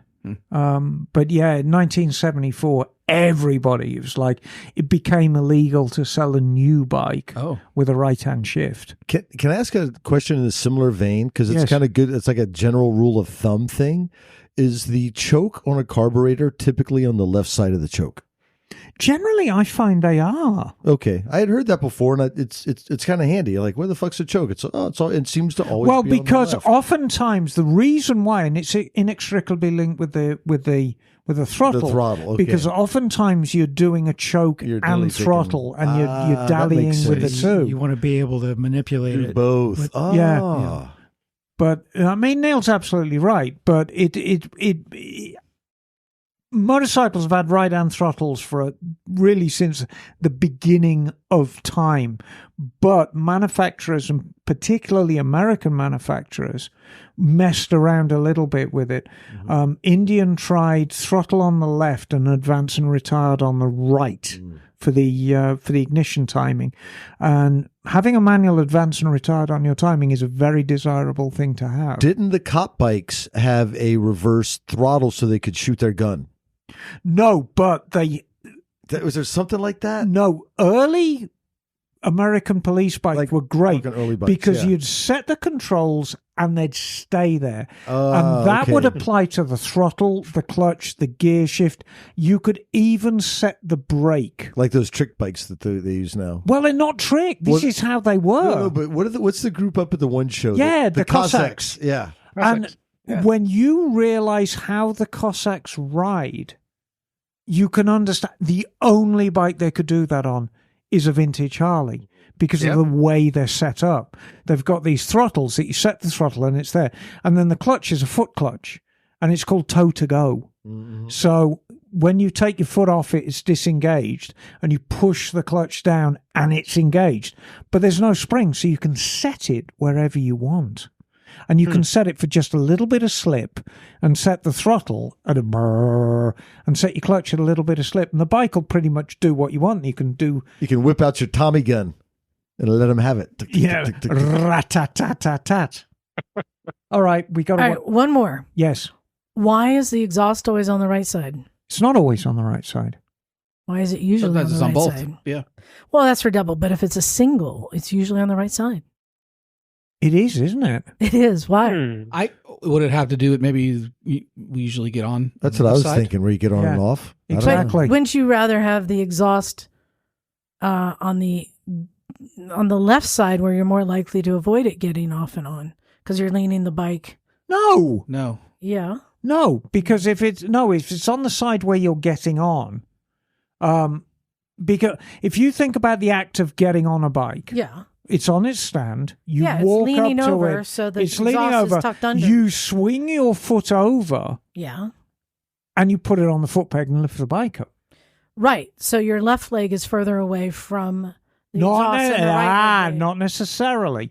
You're doing a lot more body maneuvering on the left I'm side not of the accepting bike. your answer. All I right, don't then think whatever. I don't think it has to do with the getting on and off. But Well, for pipes that come under, it doesn't matter. For scramblers or dirt bikes, it's different. I'm going Yes. to take a guess. Go on then. Cosmetics. Hmm. Isn't that the more attractive side usually, the side with the exhaust? Maybe. And don't you want that? Or do you think it's then you don't want the heat rising into the seat and electronics if the bike is leaned on its side? Maybe you want the heat to rise straight up and be vented. I'm wondering if it has anything to do with heat dissipation. Could be. Maybe. You know, that's So the it's not most heating up your gas tank? logical. That's the most logical because if you think about it, if the exhaust was on the left and you put it on the side stand, all the stored heat within the exhaust be basically baking the bottom of the bike and coming straight up through the bike. So Yeah. I think you might be onto something there, Liza. The more I think about that, yeah, it seems logical. I like that. All right. I think that wraps up stupid questions. I've saved some more for later. I've got a lot of stupid questions. Well, actually, I'll just ask one more No because this one I shit. really did want to know. And this probably is a stupid question. Why don't they have square pistons? Wouldn't that Oh, occupy the God. space better? Wouldn't you get No, more- No, Why it's not? not Well- how thermodynamics works, Liza. Yeah, no, exactly. Because no, what you've got is you've got lots of things that are made out of different metals moving very, very quickly. And a circle is where it's at. Now, I shall tell you something right now about piston rings. Honda developed oval piston ask that. engines in the 1960s. There's a revelation for you. Do you know what held them up? Piston rings. That's what I was wondering. Because You got to be able to forge them in that weird. yeah, exactly. Once they figured out how to make oval piston rings, it was all systems go 1989, and we all know that. But it took them 20 years to figure out how to make the bloody rings. How are you going to make piston rings for a square piston? Same way you make them for a round one. Piston squares. Dear me, the wear Cut 'em with a pizza characteristics. slicer. Can you imagine, Bagel, the wear characteristics on a square piston engine? Can you imagine the Not gonna be noise good. it'd make? It would I- sound like It sounds like an art project. Yeah, but it seems like there's wasted space in the cylinder. It You can would get sound- more. But that's where the coolant goes. No, it would sound like two horny skeletons having unbridled sex in a biscuit tin. That's what it'd sound like. Okay, well, It'd sound bad, Liza. okay, well, there's my dumb question. Fucking square pistons. Never heard anything like it in my life. My God. We've got a lot of emails. To We read do. there. Emma, you've got a Yeah. long one. I to read do. there. Can you get to that? Yeah, I'd like to. And this is from Ryan. I love this story. This is the greatest. Hey there, misfits. Here's a ride report of me being a misfit on my motorcycle. See, Ryan is starting off in the right vein already. First sentence. I started building this CB750 chopper from a frame a year ago to the day, September the 8th. And the motor turned 55 years old this month too. So it was the perfect time to do a 1K. When I started building this bike, I wanted it to be a mile muncher, so I added an auxiliary tank that's easy to take on and off, and plumbed in with a petcock to switch from the main to the auxiliary. 1K is trying on any bike, let alone a hardtail. Fuck it, the road isn't going to ride itself. True dat. I started out at about 3 a.m. and met up with my buddy George on his green Gen 1 KLR. I didn't want a highway burner ride, so we made a more scenic route. At the Continental Divide, my bike was running super rough at altitude, and I wasn't sure it was going to make it over Vale Pass. I pulled over, fiddled with some stuff, and it seemed to go better. Vale Pass got pretty chilly, 38 degrees F, but as we were coming off the backside, I saw a meteor streak across the sky, and I knew we would make the whole ride That's happen. cool. Corny sounding, I know, but hey, this is my 1K, not yours. It gets better. The next part of the ride was the one I was the most excited about, following the Colorado River down the 128 into Moab. If you ever visit Moab from the 70, it's worth the extra time. We took off all our layers as the heat started to rise and turn south. Growing up in San Diego, I've always loved the deserts of the Southwest, and motoring along with many more miles ahead of me made me reminiscent of all the times I've spent riding various bikes all throughout. One of my favorite parts of the ride was Carson National Forest, New Mexico. Enclosed by bristlecone pines and Engelmann spruce, the lone road snakes its way up to a lookout over the valley. We dismounted silently, reveling in the beauty of it all and appreciating the bikes that have gotten us thus far, snapped a photo, and on we went. Here's enclosed the photo. 64 Nice. from Tres Piedras to Taos is brutal on any hardtail. And I just want to remind everyone, this is a 55-year-old CB 750 with a hardtail. This is Wow. the last bike I would choose to do a road Yeah. trip on. Last bike. Exactly. And Ryan, by his admission, he said, I'm going to build this as a mile muncher. Anyway, A spine muncher. right. It's where we, if you were riding a chopper, avoid this at all cost. Taos sucks too. There is about as many stop signs as there are flat-brimmed hats. At this point in Taos, we were Great going ski resort there, though. Yeah. At this point in Taos, we were going to double back and head towards Alamosa. But with the sun setting in a few short hours, we decided to start making our way east to eventually meet up with the 25. That decision turned out to be a blessing and a curse. A blessing because we saw a herd of wild horses, and I could hear McCarthy's words in my head, "You can see the whole world in the eyes of a horse." In Fort Garland, we saw lightning in the distance. George commented it looked like dry lightning, and I agreed. We were both very wrong.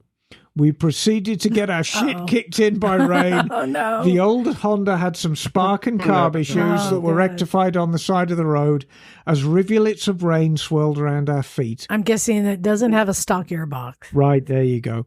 The spray from the front tire was so bad. Oh, no I was fender. Yes, I was just following Choppers car are lights awesome. ahead of us and hoping for the best. I just want to say, when I built my chopper and there was no fender on it, I remember riding after the rain. It wasn't raining, but the roads were wet. It was like having a garden hose spraying right at my face. Pretty much. Yeah. Right. Yep. So anyway, luckily I grabbed some bananas in Walsenburg to make a front fender so I could finally see through the spray. So here we go. We finally made it out of the storm and cooked up north, amazed and almost in disbelief that we were actually going to do this. Our last fill up in Colorado Springs, we got to the pump just before they closed up for the night. Riding out of the springs, we saw another meteor. I kid you not. Some Disney princess shit going on this ride. Last receipt stop and home with my wife, pregnant with my son, was there to open the gate and lead me home. Thanks for the support, babe. And thanks to the support of all of you over at the Recycle Garage. I listened to you and the Blue Toddcast the whole 22 and a half hours wow. the Nice. ride took Wow. to complete. 22 and a half hours is a long-ass time. I still don't have the whole feeling in my throttle hand as I write this 3 days later. I hope to come and see you all in sunny Santa Cruz, California. It's a little over 1,000 miles from here. I think I'll take 2 days to ride it. See you on the road. Ryan Mango, Denver, Colorado, USA, Earth. Ryan, Wow. Ryan, that is some Right motorbike on. shit That's right some motor there. shit. Pretty epic. Well, let me Yes. tell you the part that caught my attention. That Well he's done. got a wife and a baby on the way, which tells me he's a contributing member of society, and not some reckless kid who can just go and just do something stupid like ride a. Or he's got good, Hardtail. good sperm. We know It's that. like, wow, okay, But this is Do real. it. This is motorbike shit. that is. biker And let shit. me tell you something right now. Chopper as shit. crazy as the world gets, doing stuff like that will keep you sane. Yeah. That's the truth. That is the Agreed. truth. True dat. True dat. Great email. Thank you, Ryan. That's a you've great story. You can tell us we won Yeah. when No, he you gets were older. You Nice. have absolutely made my day. Oh, and by the way, if you're listening in to this podcast in your helmet right now, those sirens were not behind you. They were actually outside our door.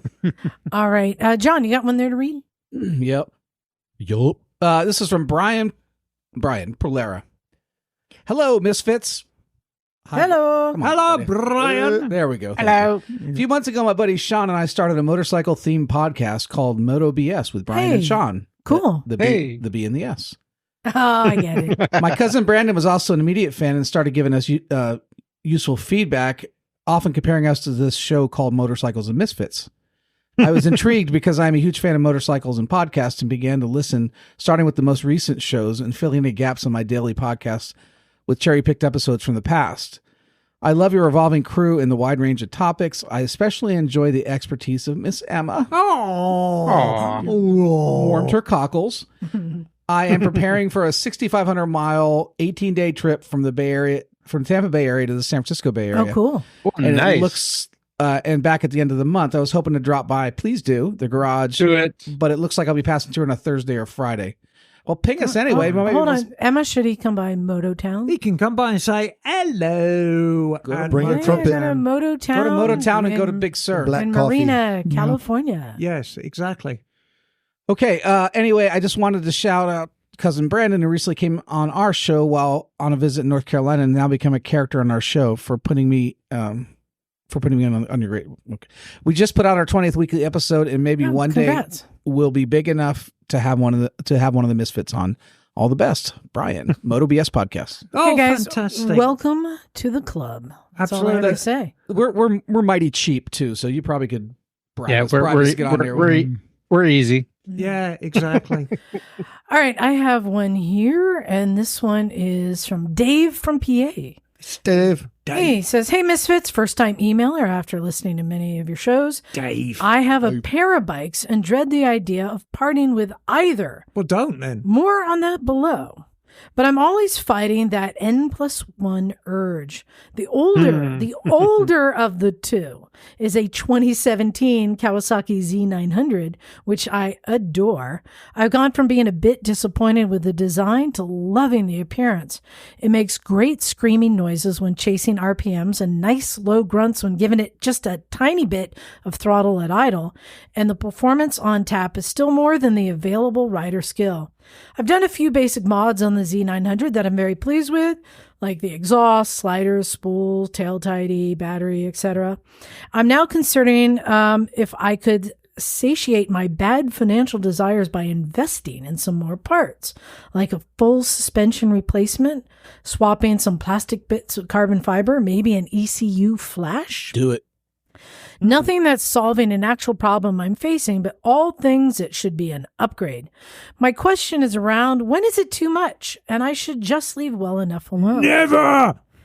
Does spending money to change a bike I love as is make sense? Yes. Will blinging out a bike I have fill that desire to add another to the garage, which I'm hesitant to do largely out of laziness?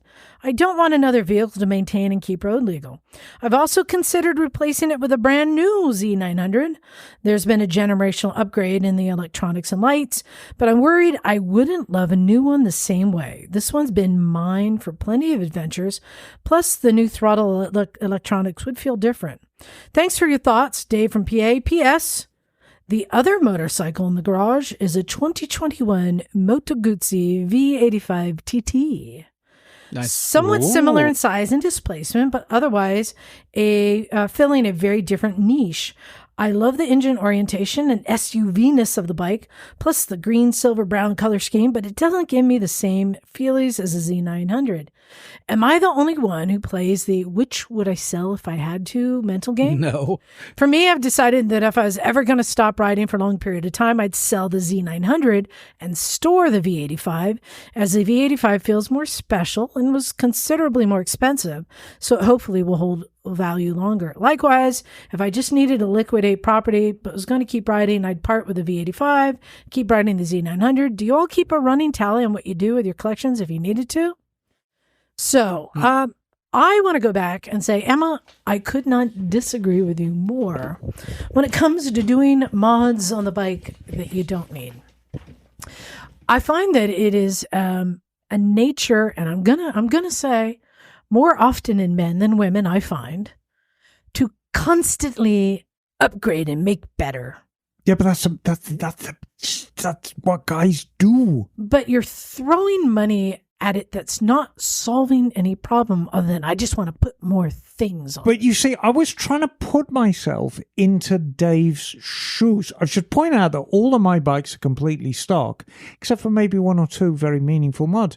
But you see, Dave, all he's going to do is, if he's saved money on bikes, he's just going to blow all his money on hookers and drugs.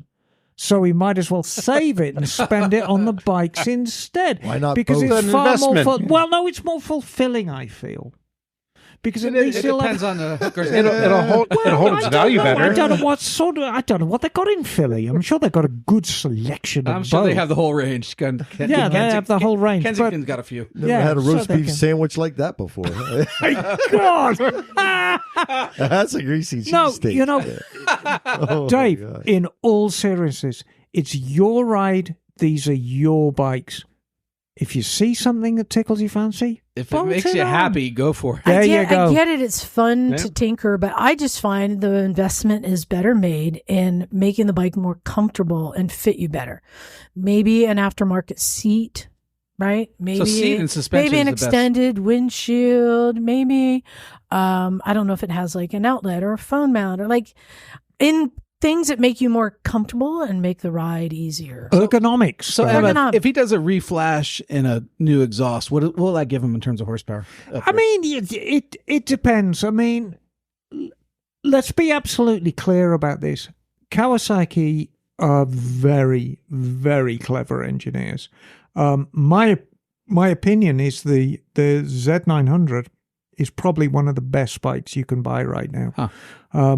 It's funny, a lot of my favorite bikes are in that 900cc range. I absolutely adore the XSR 900 Yamaha, but Yeah. it does look quite strange. I think there's But a Z900. there's in one this right round. there. There's a green one. Yes, the green one. That's what I was looking for. Well, that's the Cafe Racer one. I love that. But Yeah, they've got the other one too. yeah, there's the classic one, Yeah. which has got kind of cues It's to cool. the original. It's a cool. But even the Transformer looking one, which is the one I suspect he's got, Yeah. it's But what's he going to get out of a? very that handsome bike has bike. enough performance. You Yeah, I don't mean, need- you're never going to be don't able to. need It's to add amazing. I mean, if But he wants you- a different sound, he can just put a slip on it and call Yeah, it you can. And I mean, you can move the power around. You're not really going to get a massive.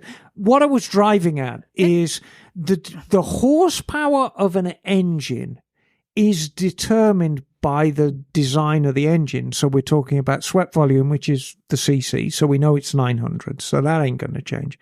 By the compression ratio, and we're not going to change that. By how the cams are cut, we're not going to change that. A lot of people, I'm going to put a reflashed ECU in it. And what that's going to do, here's what you can do with a reflashed ECU.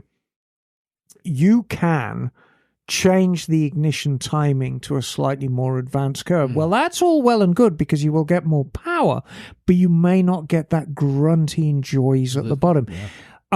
You can program it to run the injectors on a tiny bit longer. Now, you're going to get a little more fuel out of the injectors because they're going to be running a tiny bit longer. The answer is really a higher poundage injector, but you're not going to do that. I mean, So for $2,000, he's not getting. Can I much. give you the right answer? yes. Take that money you'd invest in upgrading and suspension or hooker. whatever. No, buy leathers and a track day. Ooh. Find out what the bike is actually lacking in. But the only way to do that is to push it to its limit. I'll tell you exactly what it's lacking in. It is lacking in what every single production bike on the road right now is lacking in, and Tire. that is suspension. Yeah, I was going to say that. I think the best spent money is on suspension. Every single customer I've had a run on people buying Olin stuff lately.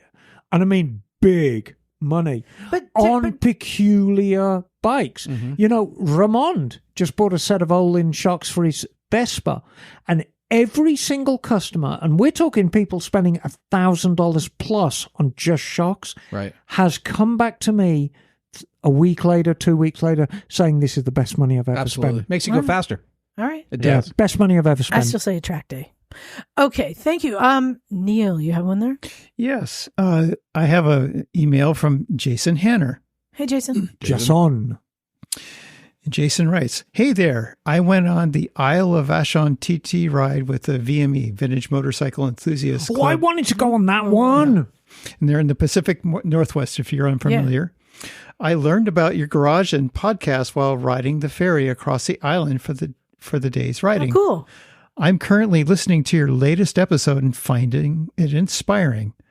I have been helping people with their bikes on the side, though I am just self-taught, and have found that I enjoy explaining what I'm doing, so I decided to take a swing and start a YouTube channel where I'm tracking a couple of attempts at flip projects, Neat. posting some how-to basics and some ride videos.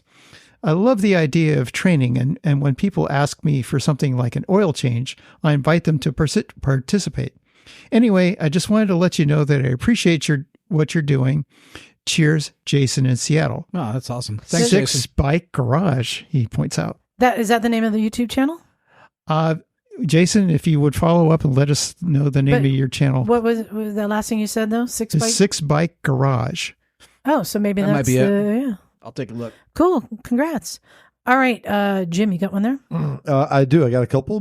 Let's see. This is from Jason Hanner. Hey, Jason. Another. Wait, Oh, no, that's we another. just Yeah, read- he sent two. Yeah, no. He sent two. Oh, should we go back to back? So let's save Jason's other one for next All right. week. This is something about beads. Oh, my. Oh, yeah, this Oh, is Chris love- Comley. I know balancing this one. beads. Anal beads. Oh, no, Anal different beads. ones. Yeah. Sorry, Chris. Not love beads. Other beads?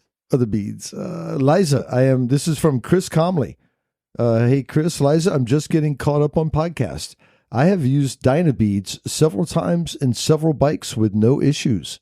But in my 2006 Sportster that I've had long distance riding and my BMW GSA, that's what he uses them for. Why? Because as you've pointed out, weights come off and as tires wear, the balance changes. Okay. Also, my GSA, the bike shop I use, works on very few BMWs and therefore do not have the attachment needed to balance the rear wheel. Didn't know you needed that. Yes. As far as them going all over, I'm not sure why that would happen unless someone was shaking the tire over the machine. The beads will settle into the low point of the tire. As the machine is pulling the bead off the rim, the beads will continue to settle in to the low point, making it unlikely they come out. Have you ever tried to get all the water out of a tire? How did that work out? Well, that's true. Chris Comley, cheers, man. Hey, thanks, Chris. All right. Trust me, Chris, they go everywhere. All right. So Jim and Neil, you just each read one. So fold that up and save the one you didn't have because we're not going to get to them all. Emma, if you have one there, save it. Give them back to me because Bagel, you have two. They're short. So let's close these two out, right? Well, I just have one. It's titled Late Haiku. Ooh, And this is how about you? This is from Rob Leach. Rob writes, "Hi all. Rob. I just listened to your great podcast. I know it's late, but I just did a haiku in honor of my 1965 Honda S90 restoration." He's Canadian, right? Is that what you're... Oh yeah. So what's this about? My Honda burns oil. A cloud of smoke follows it. It's not a two-stroke. Second haiku. Just fell off a roof. No bike riding for 2 months. I hate gravity. Nice. Well done. Oh. So both haikus are true. Love your podcast, Rob Leach, Listowel, Ontario. Oh, thanks, Rob. To- Hey, get well soon, Get- mate. Get well have soon, some Rod. extra Timbits on us.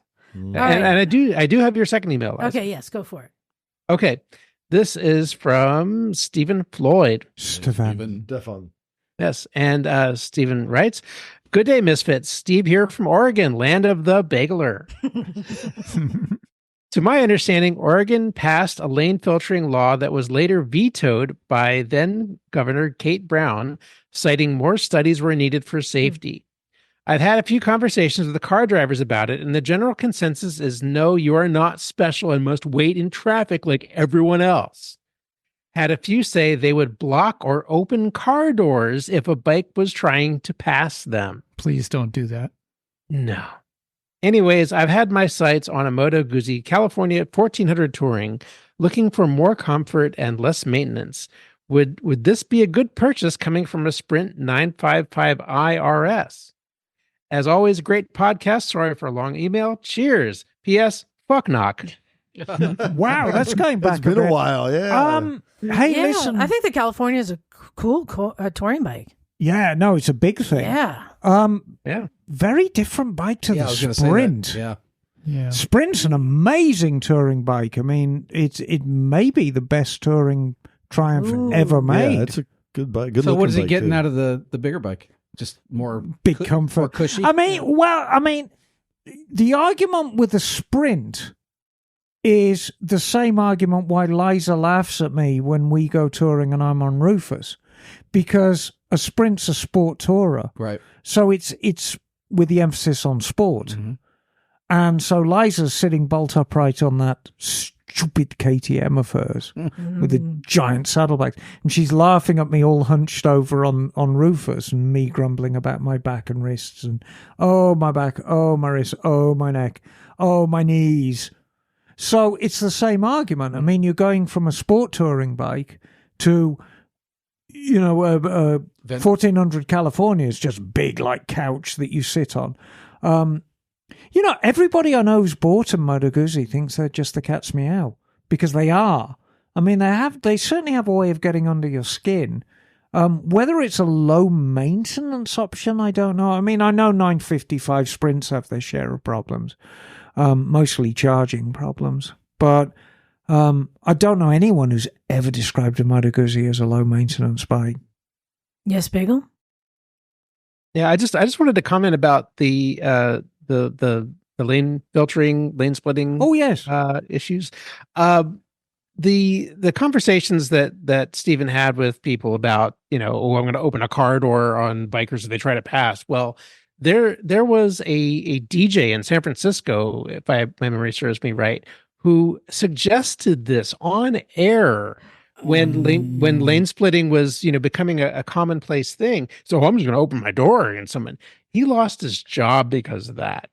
As he should. And just because somebody's doing something that you don't think is legal does not give anyone the right to put them in danger by opening their door or swerving into their path or anything like that, because that is literally vehicular attempted And the people who are manslaughter. willing to commit a crime are not a reason to not create a safer way of doing stuff. Right, but this is the reason why public education is so crucial for any lane splitting effort. So, these are things that will need to be overcome anywhere where lane splitting is put into place, because it had to be overcome in California. Right. So any other state not going to be any different. Well, Liza shared with me earlier, I never knew the story behind Minnesota. Yeah, an article came out recently, I found, of how the Minnesota law came to be passed, and it took somebody lobbying for it, and that is the owner of Aerostitch. Andy Goldfein. Yeah, he and his wife were riding two up and were stopped and got rear-ended, and she got jacked up like 7 broken bones. They both got injured. And so he then got a lobbyist who's also a motorcyclist to partner with him to lobby to get this pushed through. And that's what it took.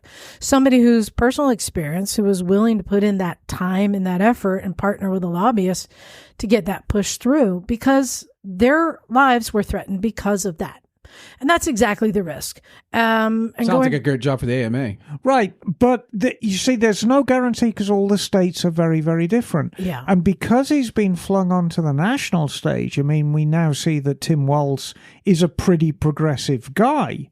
So he was obviously more amenable to thinking about, a progressive and more. Texas, right? But it came from bikers who know the system and how to lobby and had the money and the time, but it's and the personal experience. It's certainly got to be worth a shot in your state. I'm not suggesting for a moment anybody who gets injured, but I mean, it's the classic.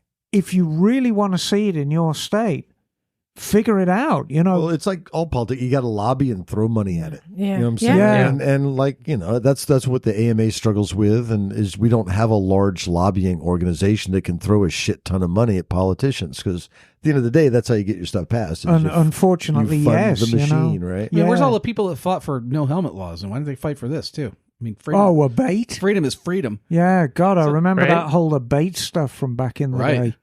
Right. And I wanted real quick to give a plug to another podcast. Oh, really? Who? Maybe you've heard of it. It's called Adventure Rider Radio. Oh, yeah, I know those guys. But John, did you know who the guest was last week? Oh, I'm thinking our favorite Pakistani. Moin Khan. Nice. It's on Adventure Rider Radio. Very So, cool. yeah. So go check that out if you haven't heard it. And then, last thing I want you to look into for me, John, because I heard a rumor. Yeah. I'm going to put you on this. Okay. I heard a rumor that they've changed the rules of the flat track racing that will make it so that the XR750 is not eligible anymore. I've heard that too. Okay. Something heard that. about it has to be a stock production engine, but the XR750 is like a modified Yeah, I something. heard Well, they don't that. make them anymore. They don't make them, so No. it's not a stock production. No. So Oh. the XR750, which holds many records, is now Wow. The being bike. made. Yes, Well, it's probably- now being banned That's probably part from of the reason- racing series that it's been dominating. I mean, Harley pulled out of and they don't do any factory sponsorships anymore for flat track. So It's this all is part of the probably work. it. It's all So part yeah, of can you look into that for next week? I want to. I want. Yeah, I I'll want. check into it. I want the T on that. Cool, blimey. I want Yeah. the T. It's all I mean, if- action, isn't it? If they don't Yeah. qualify, they don't get the accolades. So, I find it interesting. Anyway, yeah. well, that brings us to the end of the episode, and I want to put out a call. Cuckoo, cuckoo. I want to keep it Like rolling. an animal call. Keep sending the poems. I'm loving them. Poems are great. Limericks and haikus about your bikes. I'm loving them. People keep coming up with more. Did we get one from Stephanie Yu? Stephanie, you think would write out a good haiku? I could ask her. Also, I Yeah, just right. wanted to drop a little nugget that we're going to continue talking about, but coming up soon And it's sooner than you think. is our 600th episode. Crazy. Now, Yeah. me and Liza were kicking a couple of ideas around of what we would like to do. And I think Liza came up with the absolute winning formula. And it's going to be an absolute shit show. But right now, what we are thinking of doing is having an open Zoom call. So An hundreds of party. people, as many people An as you want, online party. an online party. So So we're talking November 17th is our 600th. So save the date, put it in your calendar. I'm still figuring out how we're going to do this, exactly what time, how we're going to get people to like join us. But we did this during COVID where We've done this sometimes I just before. dump the Zoom link and people would just randomly join us. But now we're doing a big invite to join us for the party. And I'm just going to say I'm going to work on having some prizes to give out to our listeners, our loyal listeners. So yeah, stay tuned. We're working on that out. But has there ever been any other motorcycle podcast that's made it to 600 episodes? I don't think so. I think at this stage of the game, we are unique in this. And it's been an amazing journey. I'd love to say I've been here from the beginning, but I haven't. In fact, I was looking up some statistics. There's like millions of podcasts. 95% don't make it to 10 episodes. Right. We're in the top percentile just for existing. Just sheer determination. Just exactly. But I think, just showing up. I think that's a testament to your professionalism, Liza, because Yeah, I agree. we do, as freewheeling as this show seems, I take a great amount of pride in that the product we put out is accurate, it's checkable. We don't deal in hearsay, we don't deal in rumor, we don't deal in falsehoods. We would never knowingly give out information that would get you hurt, get you arrested, unless we say you would. Oh, chariot racing, but outside. That's like both. Hooligan ride. I remember getting shot with a firecracker. Oh, so. yeah, that's true. Yeah. But Liza puts in far more work than you could possibly realize. But here's the thing, Emma. I think the reason we're all showing up, it's fun. It is fun. We have fun. Yeah. The community's real. And that's gotten us to 600 episodes, which is crazy. It's like what would Vin Diesel says, love family. So yeah, put that in your Sounded calendar just like him. and smoke. join us for the party is all I'm going to say. So Cheers. on that note, big thanks to Patreon subscribers. They're the best. You will be getting the first round of invites, Patreon, just so you know. I'm looking out for our friends there. Thank you so much. You are our main supporters. I appreciate it so much. And in the vein of invites, John had mentioned earlier, we're going out to Moon Rocks, which is outside of Reno, Nevada. So you can do a twofer. You can party in Reno and go dirt biking, but it's BLM land, about 45 minutes towards Pyramid Lake. And me and John, maybe a few other knuckleheads, going to go ripping around. Pyramid Lake is wild. It's, well, I don't know how it's hundreds of thousands of acres of BLM land out there. Did I ever tell you my Pyramid Lake story? And it's very quick, so we need to get out of here. Second day driving a Greyhound bus, because they train all the drivers in Reno. To stay away from Pyramid Lake. And, well... But yet there you found yourself. There I found myself, and I was on a bus, and this was only my second time driving the bus. And I found myself at top of this giant incline. It was ice and snow. Oh, yeah. And the instructor said, go to the bottom of the incline. Do not crash the bus or kill either of us. He went to the back of the bus and cracked open a beer. That's great. It sounds on brand for Greyhound. Yep. All right. And so I had to get the bus to the bottom of the hill with chains on. Second time driving a bus, and I did. Wow. I was absolutely With chains and terrified. everything. Wow. It's white kind of knuckle. tried Oh, to my swap God. ends a couple of times. Well, we down are in there, that but time that was, of year where we could get trapped over there by snow. going well, the over Donner. weather It's does happened close before. in, but, you know. Well, that's where we're going to the high desert, though. So October 10, 11, 12, 13-ish. Yeah, so you bring it's dry camping, so you got to bring everything on your own: water, firewood, everything. Well, it's Should dry they explosive email you, devices. John? Yeah, you can email me at john@bigthumpers.com. There you go. Or just send it over to motorcyclesandmisfits@gmail.com and I will forward it. And keep your emails coming. We love them. We've got more to catch up on, Right. but keep them coming. And if you have a dumb question for Emma, go ahead and send it over.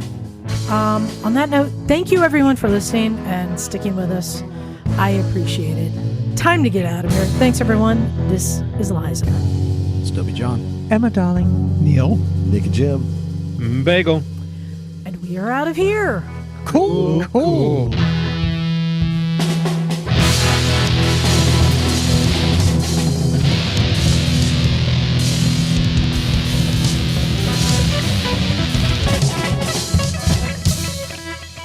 Stay in school. Don't be a fool.